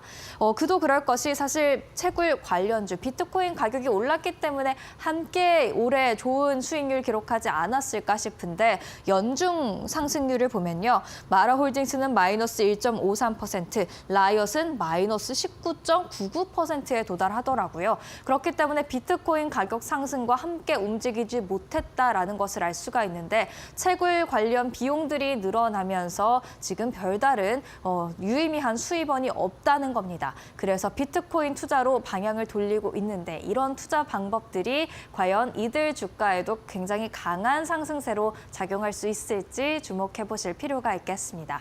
이어서 뉴욕 증시 시그널입니다. 이렇게 정리를 해보도록 하죠. 13일 일단 국회 본회의에 탄핵안이 보고될 예정이고요. 그리고 14일 오후 5시에 피결이 될 예정입니다. 이렇게 국내 이슈가 아직 굵직하게 자리하고 있기 때문에 뉴욕 증시와 직접적으로 강하게 작용이 받기보다는 국내에 조금 더 초점을 맞추지 않을까 싶은데 영향을 받게 된다면 엔비디아, 브로드컴, 마이크론 등 반도체주가 부진했기 때문에 국내 반도체주에 어떤 영향이 있을지 지켜보셔야겠고요. 특히 마이크론 이제 실적 발표 다가오고 있습니다. 삼성전자와 SK하이닉스에 영향을 줄 수 있을 만큼 반도체주 최근 이제 앞으로 단기적으로 예의주시하셔야 될 것 같고요. 알파벳, 양자 컴퓨터 훈풍 이후 숨고르기 들어갔습니다. 전장까지도 국내에서 관련주 강세를 보였는데 오늘장 어떨지 지켜보셔야겠고요. 구글이 삼성과 손을 잡고 확장 현실 헤드셋을 공개했죠. 삼성전자 어제 오름세를 보였는데 과연 바닥을 다지고 다시 올라오는 과정일지 여기에 구글의 이슈가 플러스가 될지 지켜보셔야겠고요. 1112 목표 주가 1,100달러 나왔습니다. 어제 대웅제약 훈풍을 받았었죠. 국내 비만 치료제 훈풍 계속해서 받아갈 수 있을지 체크해 보실 필요가 있겠습니다. 이렇게 뉴욕 증시에서 나왔던 시그널들로 국내 증시까지 연결을 해봤습니다.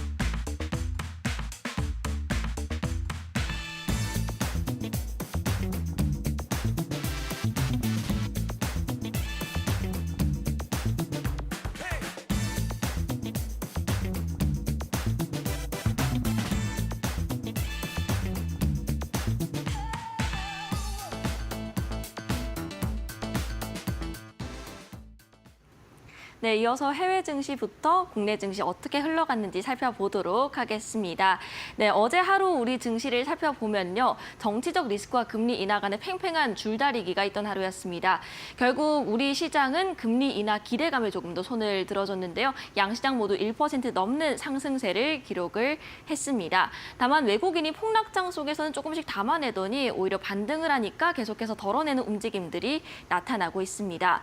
그리고 신고가 리스트를 좀 살펴보면 테마주 전성시대가 아직도 이어지고 있다는 생각이 드는데요.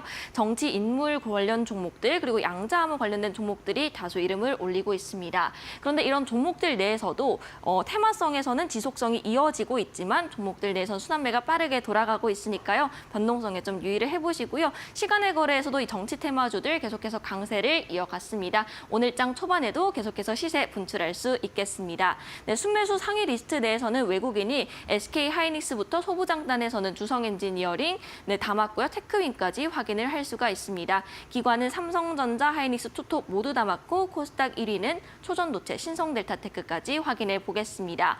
네, 그럼 바로 첫 번째로 반도체 이야기로 넘어가겠습니다. 반도체 수많은 악재들이 아직 현재 진행형이고요. 증권가에서도 목표 주가 줄줄이 하향 조정을 하고 있습니다. 그럼에도 불구하고 반등에 성공을 했는데요. 일단 여전히 4분기 어닝 쇼크가 전망이 되어 있고요. 업황도 안 좋습니다. D램 랜드 가격 약세 지속될 것으로 보이고 HBM3도 내년에서야 많은 분들 기대하셨을 것 같은데 엔비디아 공급 전망할 것으로 나오는 상황입니다. 그리고 얼마 전에 인테리어 마이크론까지 보조금 확정 지었습니다. 한미반도체 이런 종목 하나에 대해서는 수혜를 받을 수가 있겠지만 보조금을 역시나 기다리고 있는 삼전이나 하이닉스의 경우에는 아직 미확정 상태라는 점, 특히나 보조금 규모가 예상 더 큰 삼성전자 그리고 중국 비중이 더 큰 삼성전자의 경우에는 하이닉스보다 타격이 더 크게 올 수도 있겠습니다. 네, 그럼에도 불구하고 왜 올랐을까 살펴보면요. 일단 선물 옵션 동시 만기일에 따른 일시적인 변동성 정도로 해석을 해볼 수가 있겠고요. 그리고 너무 많이 빠졌다, 더 이상 빠질 데가 없고 가격 메리트가 있다. 이런 악재들이 다 선반영됐다라는 인식도 나오고 있습니다. 한편 미국에서는 나스닥 최고가 경신했고 이런 반도체 쪽에서 훈풍이 불어들면서 우리 국내 관련된 종목들까지 함께 좋았던 움직임이 나타난 것 아닌가라는 생각이 드는데요. 그럼 오늘장 반도체주에 대한 힌트를 좀 살펴보면요. 오늘장에서는 삼성전자 쪽으로 좀 매물이 출회될 가능성이 있고요. 가격 메리트는 여전히 있겠지만 금리 인하 기대감이 PPI 예상치 상회하면서 조금 불확실해졌고 그리고 반도체 쪽에서도 다시 쉬어가는 흐름들이 나타났습니다. 그렇기 때문에 오늘 장에선 조금 신중한 대처가 필요하겠습니다. 네, 다음 주에는 삼성전자 글로벌 전략회의부터 FOMC 금리 결정까지 나와 있으니까요. 참고해보시면 되겠습니다.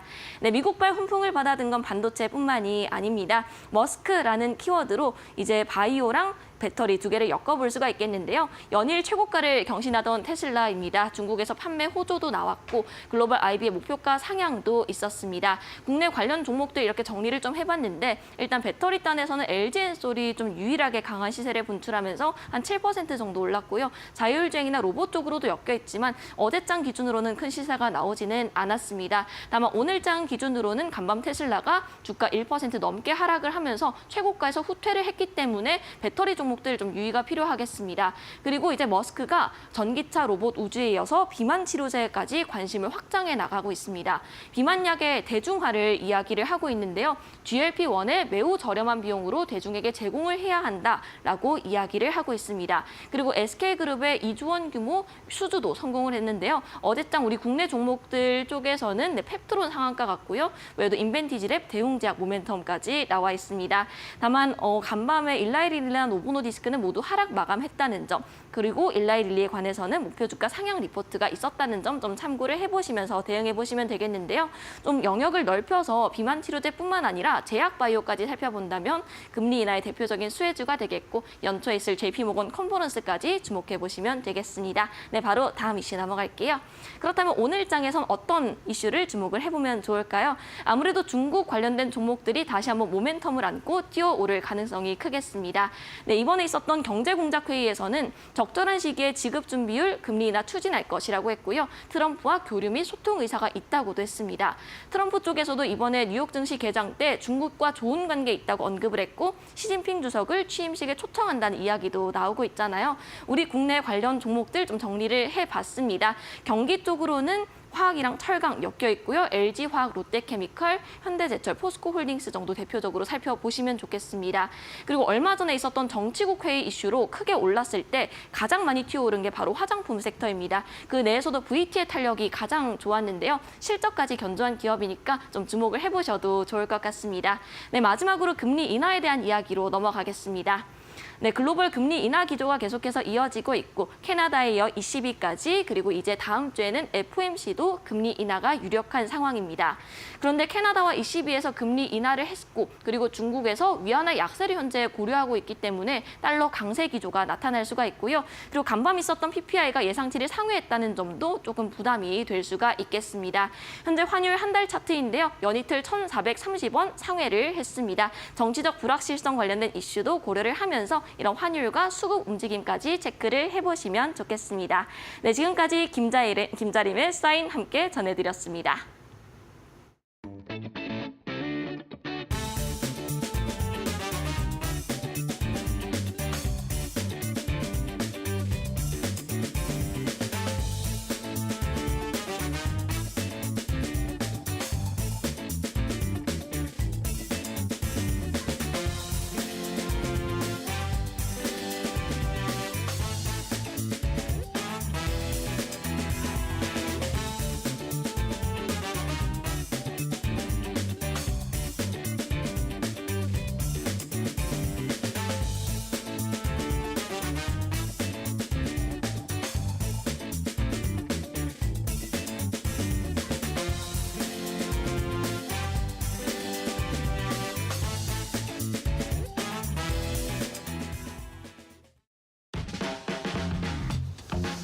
네, 여러분 편안하게 좀 잘 쉬셨습니까? 12월 13일 금요일입니다. 자, 이데일리 TV 뉴스 브리핑 계속해서 이어가도록 하겠습니다. 네, 오늘은 좀 증권면 쪽 기사들을 좀 많이 좀 준비를 해봤습니다. 첫 번째 기사는 이제 역사적 저평가는 줍줍 기회다 대 경기 둔화 땐 더 내려갈 수도 있다. 이렇게 시장에서 좀 나타나고 있는 그러니까 지금 시장에 이제 들어가도 될 때냐 아니냐에 대한 이제 이런 뭐 논란이라고까지는 할 수 없지만 어쨌든 이런 어떤 이 평가 또 판단의 어떤 엇갈림 이런 것들이 당연히 있죠. 최근에 어쨌든 어제까지 해서 지금 이제 계엄 사태 이후 3거래일 연속 크게 하락을 했다가 다시 그 이후에 또 3거래일 연속 상승하는 이런 모습이 좀 나타났습니다. 어제 같은 경우 좀 뭐랄까요? 좀 드라마틱했다고 해야 될까요? 어제 잘 아시겠습니다만 장 초반 상승세로 출발했었죠. 그러다가 윤 대통령 다시 어제 대구 미남아 있었습니다. 그 얘기 듣고 나서 다시 시장이 하락세로 다시 좀 반전을 했다가 오후장 들어 시장이 다시 반등을 했습니다. 사실은 어제 선물 옵션 만기이기도 해서 덜커덩거리면서 또 좀 낙폭이 확 커지는 게 아니냐 그런 걱정이 되게 많았는데 어제 거꾸로 갔단 말이죠. 오히려 이런 삼성전자 같은 이런 시가총액 상위 종목들 중심으로 오히려 장 후반에 가서 주가가 더 올라가는 그런 모습들이 나타났습니다. 자, 이런 부분들 때문에 이제 시장이 이제 어느 정도 바닥을 좀 찍고 이제 좀 반등을 모색하는구나라는 생각들을 이제 할 법한 어떤 그런 어떤 시장 상황이 벌어졌기 때문에 이런 내용들이 지금 나오고 있다 이렇게 좀 봐야 될 것 같고요. 조금 더 좀 말씀을 드리면 어제 기관이 12일 연속 저가 매수세 계속 좀 들어온 게 좀 있었고 말씀드린 대로 오전장보다는 오후장 들어가면서 시장이 더 이렇게 좀 주춤했다 다시 좀 끌어올려주는 사실 이 끌어올려주는 게 힘든 건데 내려 꺾어졌던 거를 다시 끌어올리는 게 힘든 건데 어제 그런 상황이 발생을 했기 때문에 이런 시장에서 긍정적인 얘기들이 나오고 있고요. 표 하나 준비한 거 있으면 좀 보실까요? 자, 이제 이게 우리가 정말 바닥이냐, 이제 이런 부분에 대한 뭔가 좀 나름대로 논리적인 근거가 있어야 되지 않겠습니까? 어제 이제 제시가 되는 게 이제 CDS 프리미엄 얘기인데요. 이게 이제 소위 말하는 이제 국가 부도 지표죠. 이게 평상시보다 갑자기 많이 올라가면 이 나라 이거 큰 문제 생기는 거 아니야라는 걱정들을 이제 특히 해외에서 하게 됩니다. 지금 보시면 우리나라가 제일 왼쪽에 있는 좀 약간 흐릿하죠. 회색 같은 색깔, 그게 이제 우리나라고. 그다음에 제일 오른쪽에 빨간색이 이제 프랑스고, 그다음에 가운데 하늘색이 이제 미국인데 하늘색부터 보시면 그냥 그대로죠. 미국은 저런 겁니다. 그러니까 별로 뭐 시장에서 국가 부도 뭐 물론 이런 얘기를 할 나라는 아니긴 하지만 별로 그런 걱정이 없다는 얘기가 되는 거고 우리나라가 30대 한 30포인트대 중반 정도에서 꾸준합니다. 이게 12월 4일 새벽이 되겠죠. 12월 3일 날 개헌 발표하고 12월 4일 날 새벽에 좀 한 5포인트 정도 좀 상승을 하면서 좀 걱정스러운 목소리 나왔다가요. 비상계엄 해제 의결되고 나서 다시 이제 원래 상태로 돌아온 모습이 좀 나타나고 있습니다. 그 이후에도 큰 변화 없죠. 프랑스가 좀 높은 편입니다. 프랑스 아시는 것처럼 뭐 내각 총사태 등등등 해서 요즘 프랑스 전국 되게 시끄럽습니다. 그런 부분들이 좀 반영이 돼서 결국 이제 밖에서 봤을 때 대한민국 경제의 어떤 여러 가지 우려스러운 부분들은 좀 그렇게 크지 않다라고 보고 있는 거고 또 하나 이제 환율도 어제 환율이 물론 잠깐이긴 하지만 1,320원대로 다시 내려왔다가 후반대에서 왔다 갔다가 다시 오후장 들어서 1,330원대 다시 올라가긴 했는데 그래도 1,330원 초반대를 좀 보이고 있어서 1,430원대 초반인 거죠. 그래서 일단 1,450원 근처로 가네 마네 이런 어떤 이번 주 초의 걱정들은 좀 많이 좀 내려온 모습입니다. 그러니까 이런 어떤 근거들로 봤을 때 지금이 이제 좀 어느 정도 바닥권을 확실히 좀 확인하고 있는 다지는 과정이다 이런 해석들이 좀 있는 거고요. 반면에 아직 불확실성 완전히 해소된 게 아니다 이런 얘기들도 당연히 좀 나오고 있습니다. 아무래도 좀 이제 내일 이제 다시 윤석열 대통령에 대한 탄핵 표결이 이루어지는데요. 지금 분위기로 봐서는 가결될 가능성이 좀 높은 상황이다. 이런 점들이 실제로 이제 현실화가 된다면 조금 더 이런 어떤 우려들, 특히 외환시장에서 이런 우려들은 조금 더 낮춰지지 않겠냐 이런 기대감을 가져볼 법합니다. 이제 주식시장 쪽 안쪽 얘기로 좀 더 세밀하게 좀 들어가 보겠습니다. 첫 번째는 통신주 얘기입니다. 통신주는 사실은 연말에 가면 좀 반등을 많이 합니다. 일단은 뭐 배당이나 이런 거에 대한 기대감들이 늘 있고 배당을 좀 많이 하죠. 두 번째는 이게 이제 경기 방어주 역할을 좀 하다 보니까 지금처럼 좀 경기 상황에 대한 우려가 커질 때는 이 통신주들의 좀 원래 매수대가 좀 몰리는 그런 경향들이 늘 있었는데 올해는요 여기에 더해서 그러니까 이런 경기 방어주적인 성격, 그다음에 주주환원, 즉 배당행 이런 부분들에 대한 어떤 기대감 여기에 하나 덧붙여서 이 통신주들 SK텔레콤이랑 KT가 AI 쪽에 굉장히 투자를 많이 해오고 있죠.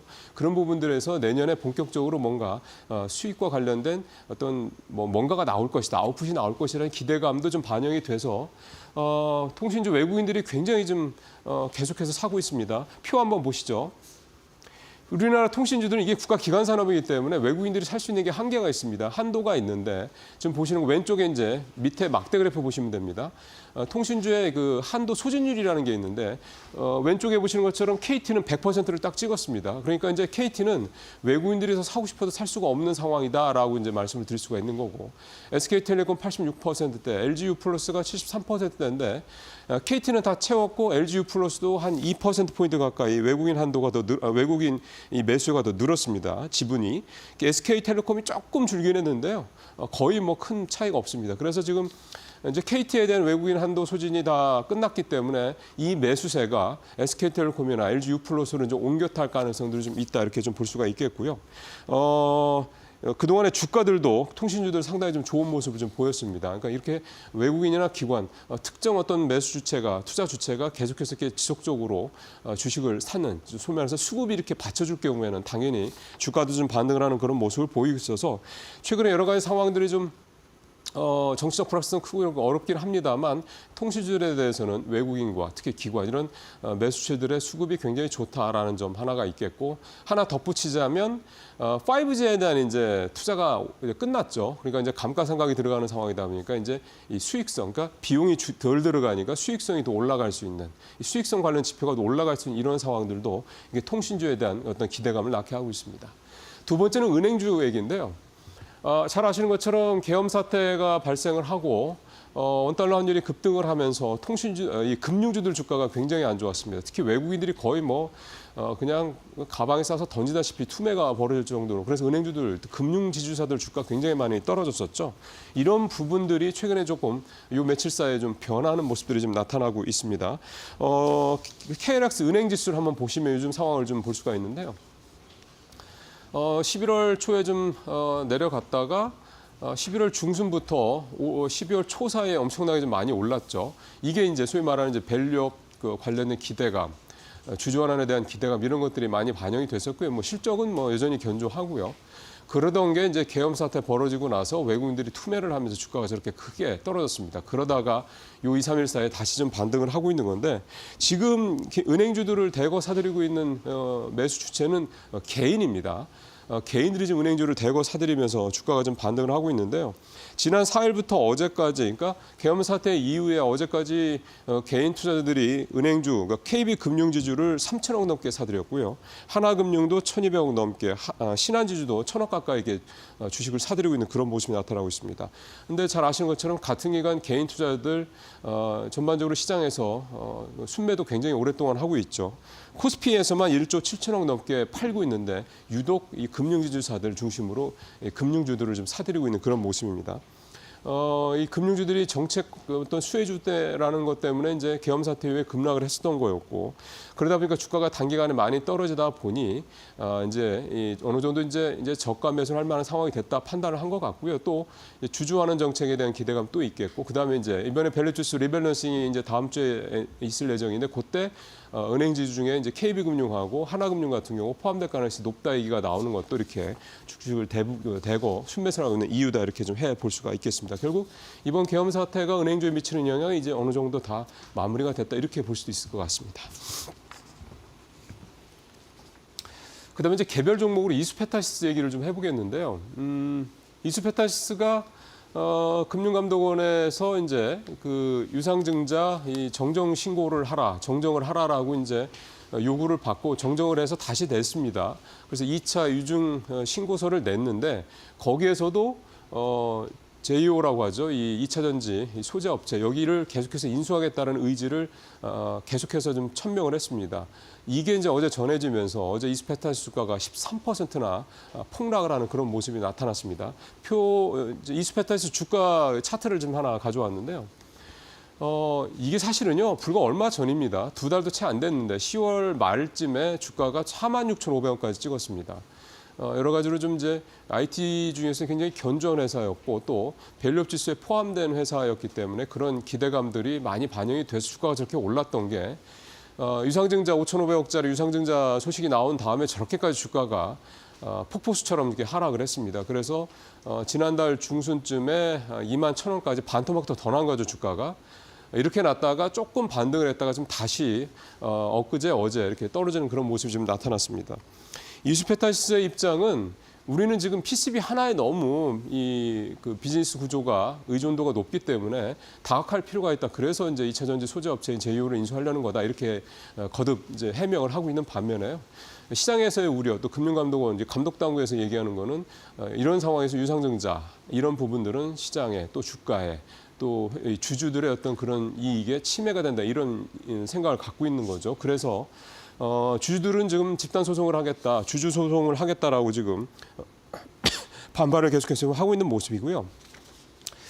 자, 이러다 보니까 이수페타시스 사실 오늘도 그렇고 앞으로도 그렇고 이 유증에 대한 철회 여부가 결국은 이수페타시스라는 이 회사의 주가에 결국 가장 중요한 이제 변수가 될 수밖에 없을 것 같습니다. 이제 이런 상황에 대해서 이수페타시스가 두산 사례도 좀 있고 이러기 때문에 예전에 고려아연처럼 이제 유증을 철회할 것이냐 이런 부분들 다시 한번 또 숙제로 좀 남게 됐습니다. 뉴스브리핑 마치겠습니다.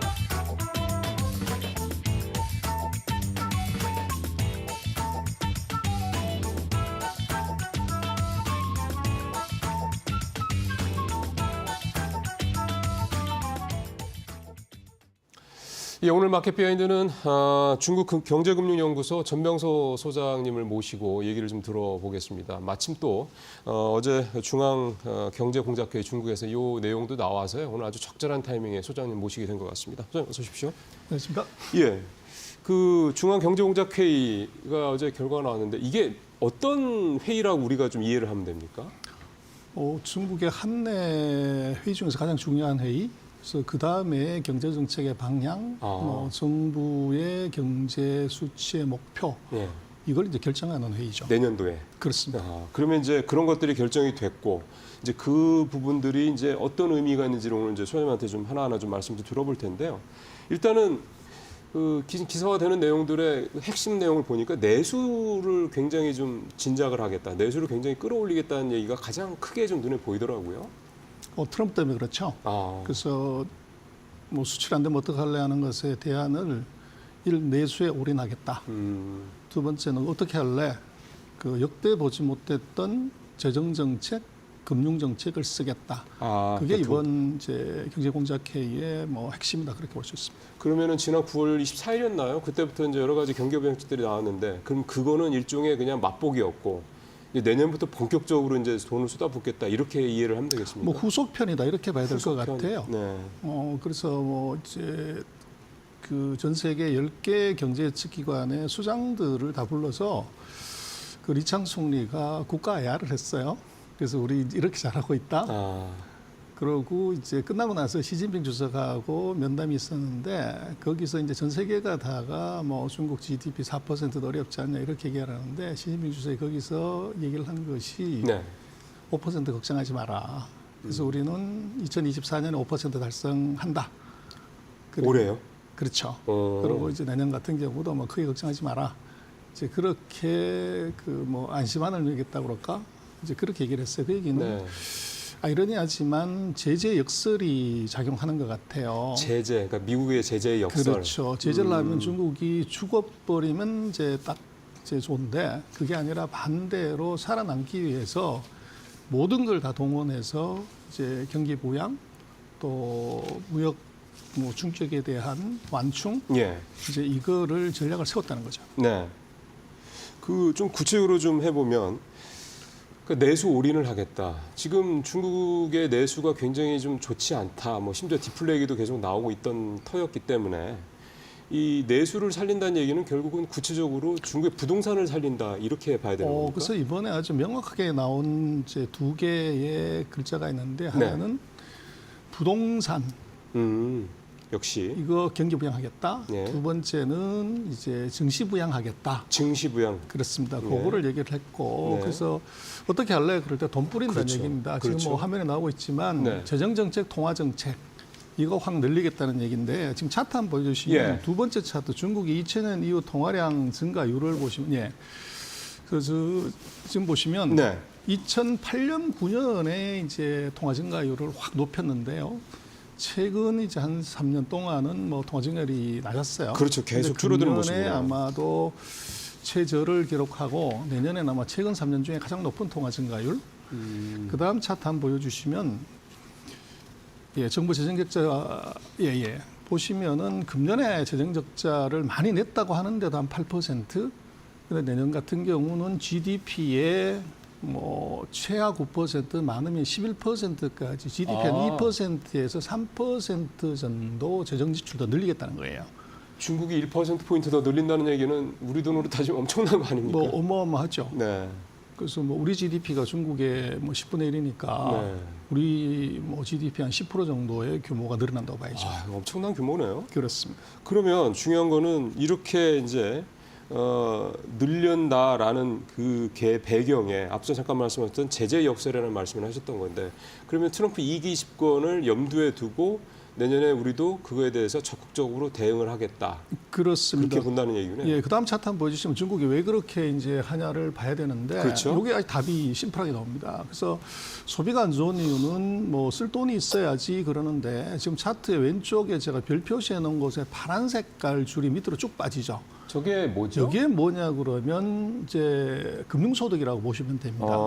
그래서 뭐 이제 임금소득이나 뭐 사업소득은 뭐 그런 데로 가고 있지만 금융소득이 이게 2020년부터 이제 훅 빠졌고 특히 2022년, 23년, 24년에 확 밑으로 내려가죠. 이게 이제 이 금융소득이라는 건 소위 말해서 이제 주식이라든가 그렇죠. 뭐 이런 부분이구나. 그래서 이제 이게 안 올라가서는 뭐 소비가 못 늘어난다 이렇게 보고 그래서 이번에 이제 증시 부양을 하겠다고 하는 게 명시적으로 나왔고 네.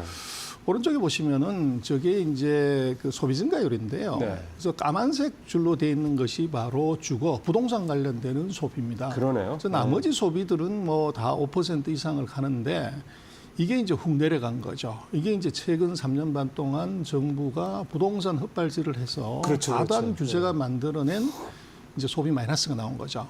그래서 이 두 개를 올리게 되면 어떻게 되냐? 소비하고 소득이 같이 올라가는. 그래서 아마 2025년에는 중국이 아이러니하게도 트럼프 때문에 오히려 이게 내수 경기를 이제 정말로 비자발적으로 화끈하게 부양시켜야 되는 그런 상황에 이제 온 것 같고 그것을 이번 경제 공작회의에서 이제 구체적으로 명시적으로 얘기를 한 것 같습니다.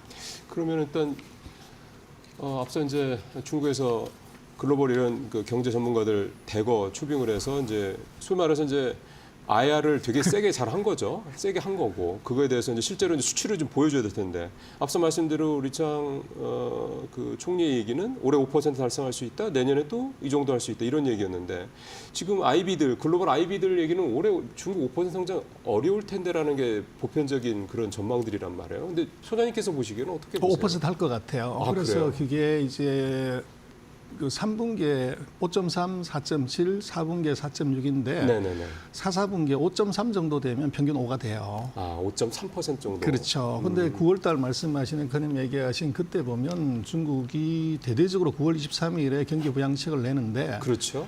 그때 보면은 뭐 여러 가지를 했어요. 했는데 이제 나타나는 현상은 일단 주가가 한 20% 올라갔었고요. 그렇죠.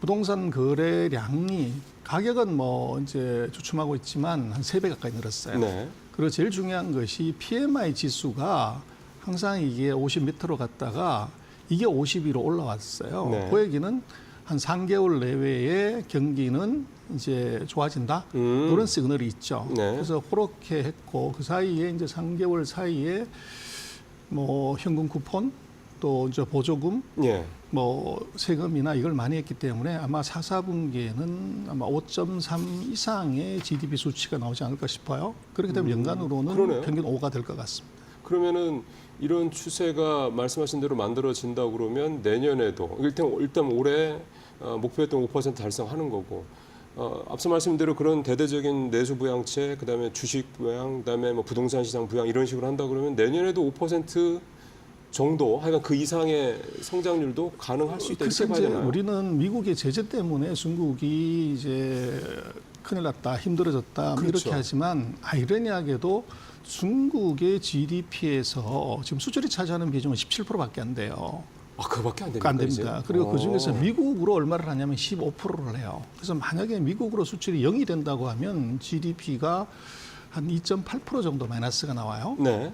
그런데 중국이 지금 내수가 소비가 지금 GDP에서 56% 정도 됩니다. 네. 그래서 내수 소비를 5%만 올리면 2.8이 커버가 됩니다. 그러네요. 그래서 왜 이제 아까 모두에 제가 말씀드린 것처럼 이 내수에 완전 올인하고 그걸 위해서 지금까지 보지 못했던 파격적인 재정금융 정책을 쓴다는 것은 이거 미국의 무역 충격 이것들을 막아내는 방법도 이제 내수고 또 중국 같은 경우는 이미 내수 중심 국가가 됐기 때문에 그렇죠. 그렇죠. 거기에다가 정책의 중심을 놓는 것은 굉장히 자연스럽죠. 네. 근데 이제 서방 세계들 같은 경우는 이제 중국에 대해서 이제 수출 안 되면 망하는 나라 그렇게 이제 많이 오인을 하고 있는다고 봐야 될 것 같아요. 지금 저도 좀 깜짝 놀란 게 저도 이제 사실 그렇게 생각하고 있는 사람 중에 하나였고 근데 중국의 경제 전체 경제 구조에서 수출 비중이 20%는 안 된다라는 거 깜짝 17%. 놀랐고 예. 그중에 미국 수출도 15%. 15%밖에 안 된다는 것도 사실 깜짝 놀랐고 그러면 좀 역설적으로 그런 생각도 드네요. 그러면 미국이 지금 예를 들어서 중국에 대한 여러 가지 무역 전쟁을이라는 표현이 나올 정도로 뭐 트럼프 1기 때도 그렇고 지금도 마찬가지로 이렇게 하는 이유가 단순히 어떤 중국이 어떤 미국의 대대적인 어떤 경상 숙제를 엄청나게 내서 그런다라고 보기에는 뭔가 좀 다른 전략적인 차원의 목적이 있지 않나 제가 볼 생각이 드네요. 때는요. 트럼프 대통령의 무역 정책은 이미 4년 전에 실패한 정책이고 그걸 다시 25%가 아니라 60% 올린다는 것은 무역으로 일단 시비를 걸고 아, 바이든 대통령이 해놓은 이제 기술로 목을 조르고 예. 금융에서 돈을 털어가는 거죠. 금융에서 돈을 털어간다는 건 무슨 그렇죠. 의미입니까? 그래서 이제 환율이라든지 자본시장이라든지 미국이 정말 잘하고 있는 거. 그래서 40년, 50년 전에 집 나간 제조업을 인당소득 뭐 8만 2천 달러 나라에서 보조금 준다고 또 관세 60% 때린다고 해서 기업이 다시 돌아올까요? 그래서 그건 불가능한 얘기고요. 그것은 이제 트럼프 대통령의 전형적인 이제 정책의 뭐 수법이랄까 과도하게 먼저 말폭탄 던지고 뒤로 이제 협상하고 그리고 나서 이제 정상화를 시키는 것이 트럼프 대통령의 전형적인 뭐 최근 사례가 본 건데 지금 60% 관세 폭탄은 큰 의미가 없는 것이 제가 볼 땐 두 가지인데 하나는 애플 효과하고 월마트 효과입니다. 월마트에서 파는 물건의 60%가 메이드 인 차이나예요. 아. 그럼 60% 보복관세 때리면 어떻게 되냐? 당연히 그 물건값 올라가는 거 아닙니까? 올라가면 좋은데 그게 못 팔게 되면은 60%가 비게 되는 거죠. 그렇죠, 그렇죠. 그래서 일상생활에서 문제가 되고 물가 올라가는 문제가 있고 이번에 보면 바이든 대통령이 이제 임기 퇴임 한 달을 앞두고서 반도체에 대해서 규제하겠다 규제를 했죠. 세게 했어요. 예. 그랬더니 거기에 제가 볼 때는 주목해야 되는 것이 중국이 뭐 갈륨이나 게르마늄을 제재하겠다 그러는데 그것은 이제 그냥 쇼고 그게 숨겨진 게 갑자기 왕청스럽게 2020년에 엔비디아가 무슨 반독점법을 어겼다고 벌금을 매기게 또 엔비디아를 제재를 했어요. 중국에서는. 이게 제가 볼 땐 굉장히 중요해요. 어. 그래서 지금 애플이 미국의 시가총액 1위 회사인데 예. 만약에 이게 매출액에 문제가 생기거나 이게 문제가 생기면 나스닥이 어떻게 되냐. 그렇죠. 근데 지금 애플 같은 경우는 뭐 인도로 공장을 옮겼네 뭐네 하지만 아직도 전체 생산의 95%를 중국에서 합니다. 95%. 그럼요. 어이구, 예. 그래서 이제 공장은 옮길 수 있지만 소위 말하는 공급망 이거를 이제 밸류체인을 못 옮긴 거죠. 네. 그래서 아마도 이제 정말 세게 나오면 중국은 애플 공장을 이제 영업 정지를 시켜버리는 거죠. 폐쇄시키니까 그 폐쇄보다가는 문을 예를 닫아버리면 들면 이제 우리가 뭐 우리 롯데 같은 것도 당했지만 뭐 소방 안전 검사 좀 하자, 위생 검사 좀 하자, 뭐 이렇게 들어와 가지고 이게 15일 영업 정지, 한 달 영업 정지 이렇게 했을 때 그 샥이 무지 커질 수가 있어요. 그러네요. 그럼 애플 주가가 뭐 급락을 할 테니까. 그렇죠. 그럼 나스닥이 이제 큰일 나는데 그렇죠. 그걸 과연 트럼프 대통령이 이제 그대로 수용하기 어려운 거죠. 그래서 제가 볼 때는 이거 지금 보복관세 60% 이것은 그냥 드라이브 샷. 뭐 골프 칠 때 드라이브 샷 잘 친다고 그래가지고 점수라는 거 아니잖아요. 그러면 숏게임을 잘한다고 그러죠. 숏게임을 잘하는 거 그거를 그래서 이번에 보면 아마 작가님 질문 중에 그게 있던데 그 대통령 취임식에 그 트럼프 대통령이 시진핑을 초대를 했어요. 예, 저도 그 기사 봤습니다. 그래서 뭐 평주고 약 주는 거지 이게. 그래서 이게 뭐냐? 그게 결국은 이제 물밑 협상을 하고 싶다는 얘기죠. 그리고 이제 어떻게 보면 그 세계 황제가 누구냐? 요거를 이제 전 세계에다 보여주는 건데 거기 참석을 하게 되면 이제 양국의 화해를 하는갑다 이렇게 오인할 수도 있지만 그것보다는 내가 부르면 시진핑도 온다. 그러니까 이런 이를테면은 폼을 잡기 위한 그렇죠. 그걸 거군요. 보여줄 수 있죠. 그래서 제가 볼 때는 중국의 입장에서는 황제 대관식에 우리가 들러리를 서야 되냐? 아마 이 고민을 할 것 같고 아마 제가 볼 때는 내부적인 이제 이해관계에 대해서 서로 주고받을 게 없으면 갈 가능성이 대단히 낮다. 그렇죠. 예, 그래서 그렇게 놓고 보면 그 트럼프 쪽에서는 이제 말폭탄은 이미 던진 거고 네. 그러면 이제 진짜 폭탄 던지기 전에 서로가 피해를 많이 입지 않은 선에서 실리를 챙기는 것. 그래서 뭐 적 100명을 죽이려면 우리도 한 6, 70명은 죽어야 전쟁에서 이기는데 예. 그걸 더 줄이려고 하면 어떻게 되냐. 그건 사후에 좀 각본을 짤 필요가 있는데 아마 그런 의미에서 시진핑을 만나서 사전에 조금 이제 내가 요구를 했는데 안 들어줘서 폭탄 던진다. 뭔가 이렇게. 명분을 만드는 거군요. 그렇죠. 그럴 가능성이 조금 있어 보이고요.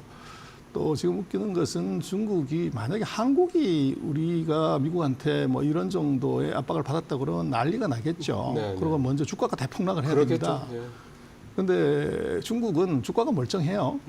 그리고 이제 경제공작 개인의 뭐 때문에 주가가 조금 이제 반등해서 가는 쪽이기 때문에 아마 60% 보복관세에 대한 충격에 대해서는 중국이 이미 4년 전에 당해봤기 때문에 그렇게 시리어스하게 보고 있지는 않은 것 같아요. 그래서 오히려 이제 그 다음 단계에 이제 뭐가 나올 거냐, 그걸 이제 주목하고 있는 것 같고, 저 주가가 상대적으로 폭락하지 않는다는 네. 것은 대비를 어느 정도 하고 있다는 하고 것이 있다. 시장이 이제 신뢰를 하고 있다. 뭐 이런 쪽으로 해석할 수 있을 것 같습니다. 그러면 이제 그런 말씀하신 대로 중국이 트럼프 2기에 따른 여러 가지 리스크에 대한 대비를 하고 있는 것 중에 하나가 이제 앞서 말씀하신 대로 정리해 주신 대로 이번에 중앙경제공작회의에서 내년에 내수를 대대적으로 살리겠다라는 그런 정책들을 내고 있는 그런 어떤 것으로 하나를 봐야 되겠다.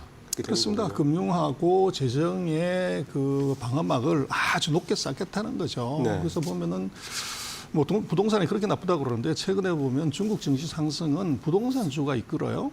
아, 그래요? 그렇죠. 네. 그래서 부동산이 더 하락할 것도 없지만 정부가 나서서 규제했던 놈이 규제를 풀어서 그걸 부양을 하겠다고 하는 쪽에서 반응을 하고 있고 네. 그 최근에 보면은 중국의 소비주들이 아주 강하게 갑니다. 특히 먹고 마시고 뭐 이러는 것들이 부동산주하고 소비주 중심이라 이 그렇죠. 말씀이시네요. 네. 그리고 상대적으로 이제 그냥 상식선을 생각하면 반도체가 이제 뭐 죽어야 될 주식이란 말이에요. 네. 근데 정반대로 반도체 주식이 아주 강합니다. 이게 바로 제재 역설인 거죠. 그래서 제재를 할수록 중국 정부의 지원은 더 커지고 네. 결국은 이제 뭐 기술은 시장을 이기기가 어려운데 지금 반도체 세계 최대 시장은 미국이 아니고 중국입니다. 그렇죠.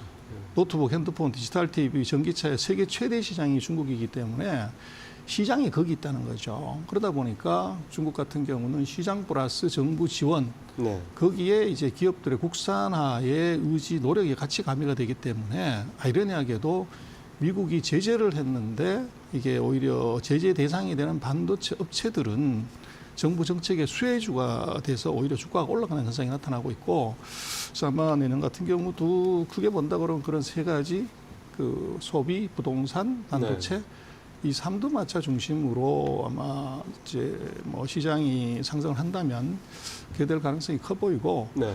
특이하게 이번에 경제공작회의에서 산업을 하나 중국 정부가 언급을 했어요. 인공지능 산업. AI. 그렇습니다. 그게 뭘 2위 중요한 어떤 정책으로 놨다고 그러더라고요.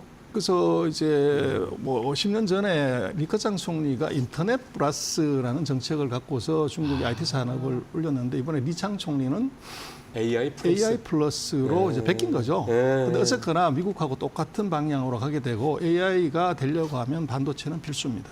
그렇죠. 그래서 아마 중국의 반도체주들이 상대적으로 강세를 보이는 이유가 아닌가 싶습니다. 그러면 어쨌든 또 우리 소장님이 또 뭐 반도체 또 뭐 전문가로 이미 뭐 예전에 이제 센터장을 하실 때부터 이제 그 잘 알려졌던 분위기 때문에 반도체 얘기 조금 더 해봤으면 좋겠습니다. 네. 첫 번째 질문은 이런 미국 제재 역사를 말씀하시긴 하셨는데 지금 사실 우리 삼성전자나 이런 상황을 보면 결국 이제 중국이 워낙 범용 쪽에서는 바짝 따라와 있기 때문에 이런 거에 대한 우려도 나오고 있는 거 아니겠습니까? 그렇다면 이렇게 뭐 ASML 장비 같은 거, EUV 장비 같은 거 다 이렇게 차단하고 이런 상황에서 과연 중국의 반도체 기술력이 우리한테 정말로 그러니까 첨단 쪽까지 선단 공정에 있는 쪽까지 해서 정말로 위협적인 존재가 될 것이냐라는 질문을 일단 먼저 드리고요. 두 번째는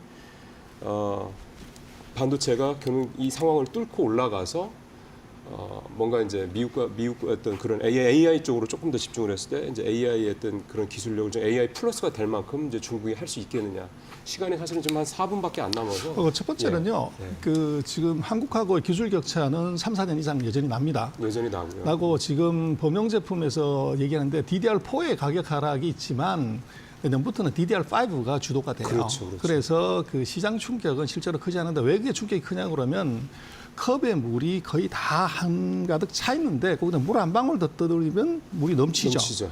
그 역할을 중국이 하고 있는 것이고 중국이 뭐 캐파가 전 세계 시장의 뭐 10%, 20%그 캐파가 중요한 게 아니고 수율이 중요합니다.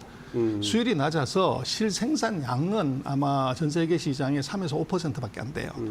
그래서 상대적으로 이제 주가가 떨어지니까 그걸 설명하다가 보니까 이제 중국의 능력을 조금 과대평가하는 것이 있고. 첫 번째 그건 상당히 좀 우려감을 좀 낮춰도 될 것 같습니다. 그렇죠. 그다음에 이제 그 AI 쪽에서 어떻게 할 거냐 하는 건데 지금 중국이 7나노 정도를 할 수 있는 장비는 그 말씀하신 ASML 장비를 통계를 확인을 해보면요. 금년 상반기까지 최근 3년간 샀던 양만큼을 이미 샀어요. 그러니까 앞으로 3년 동안은 적어도 7나노 내외의 장비는 더 이상 안 써도 된다는 얘기입니다. 그래서 그러나 지금 이제 한국이나 대만이 이게 5나노, 3나노, 2나노로 가기 때문에 그렇죠. 당장 내년에 2나노 얘기 나오니까. 거기서 갭이 있어요. 그만큼 기술 격차는 계속 그렇죠. 존재를 하게 돼 있고 그러나 이거를 이제 진짜 못하냐 이건 아니고요. 이게 이제 밀수를 하는 거죠. 그래서 예를 들면 그 엔비디아 칩이 6천만 원 하는데 내가 1억 줄게. 그러면 다른 국가의 이제 기업을 만들든지 이걸 통해 가지고 우회해서 그 사들일 수가 있어요. 그래서 그렇게 들어가는 물량들이 이미 상당 부분이 있고 또 그건 현실적으로 미국도 막을 방법이 사실은 없죠. 그렇게까지 막기는 힘들죠. 두 번째 또 하나 문제는 뭐냐면 데이터 센터를 우회하는 겁니다. 그래서 싱가포르나 이런 데서 데이터 센터를 만들어 놓은 걸 중국이 다른 나라 제3국을 우회해 가지고 접속해서 빌려서 쓰는 거죠. 아, 결국 데이터 센터를 이용하면 되는 거니까. 그렇죠. 근데 그것을 미국이 국가는 막을 수 있지만 다른 나라 아이디로 들어온 이제 그거는 사실 막기가 조금 어렵죠. 그래서 그런 게 있군요. 막힐 수는 있지만 구멍은 있다. 그래서 완벽하게 막기는 어렵다. 이제 그렇게 봐야 될 것 같아요. 그러니까 어쨌든 이런 복잡한 어떤 과정을 거쳐서 계속 AI 관련된 뭐 반도체 기술든 뭐든 발전을 할 텐데 좀 아무래도 좀 더디겠군요. 진행하는 상황은. 그래서 오히려 안 막아줘가지고 이제 갔을 때 같으면 더 느렸을 건데 지금은 막는 바람에 단기적으로 느려지지만 그걸 극복하려고 하는 노력은 과거에 비해서 10배는 더 세져 버렸기 때문에 일정한 시간이 지나면 그것이 오히려 막은 것이 부메랑이 돼서 기술의 발전 속도가 훨씬 빨라질 가능성 그게 굉장히 이제 두려운 일이죠, 사실은. 그러면은 중국의 AI 발전 기술 이런 부분들은 미국 입장에서도 두려운 존재가 될 것이다. 반드시 막아야 됩니다. 그거 못 막으면 이제 큰일 나는 거죠. 알겠습니다. 시간이 조금 오늘 좀 아쉽습니다. 좀 더 말씀을 듣고 싶은데 어쨌든 반도체 관련돼서 특히 범용 반도체 관련해서는 너무 많은 걱정하실 필요 없다라는 소장님 말씀. 사실 이 한마디만으로도 좀 마음이 조금 안정이 좀 되네요. 소장님 오늘 말씀 잘 들었습니다. 예. 감사합니다. 네. 잠시 후에 마키나우 1부에서 또 오늘 시장 얘기도 다 준비해 보도록 하겠습니다. 잠시 후에 뵙겠습니다.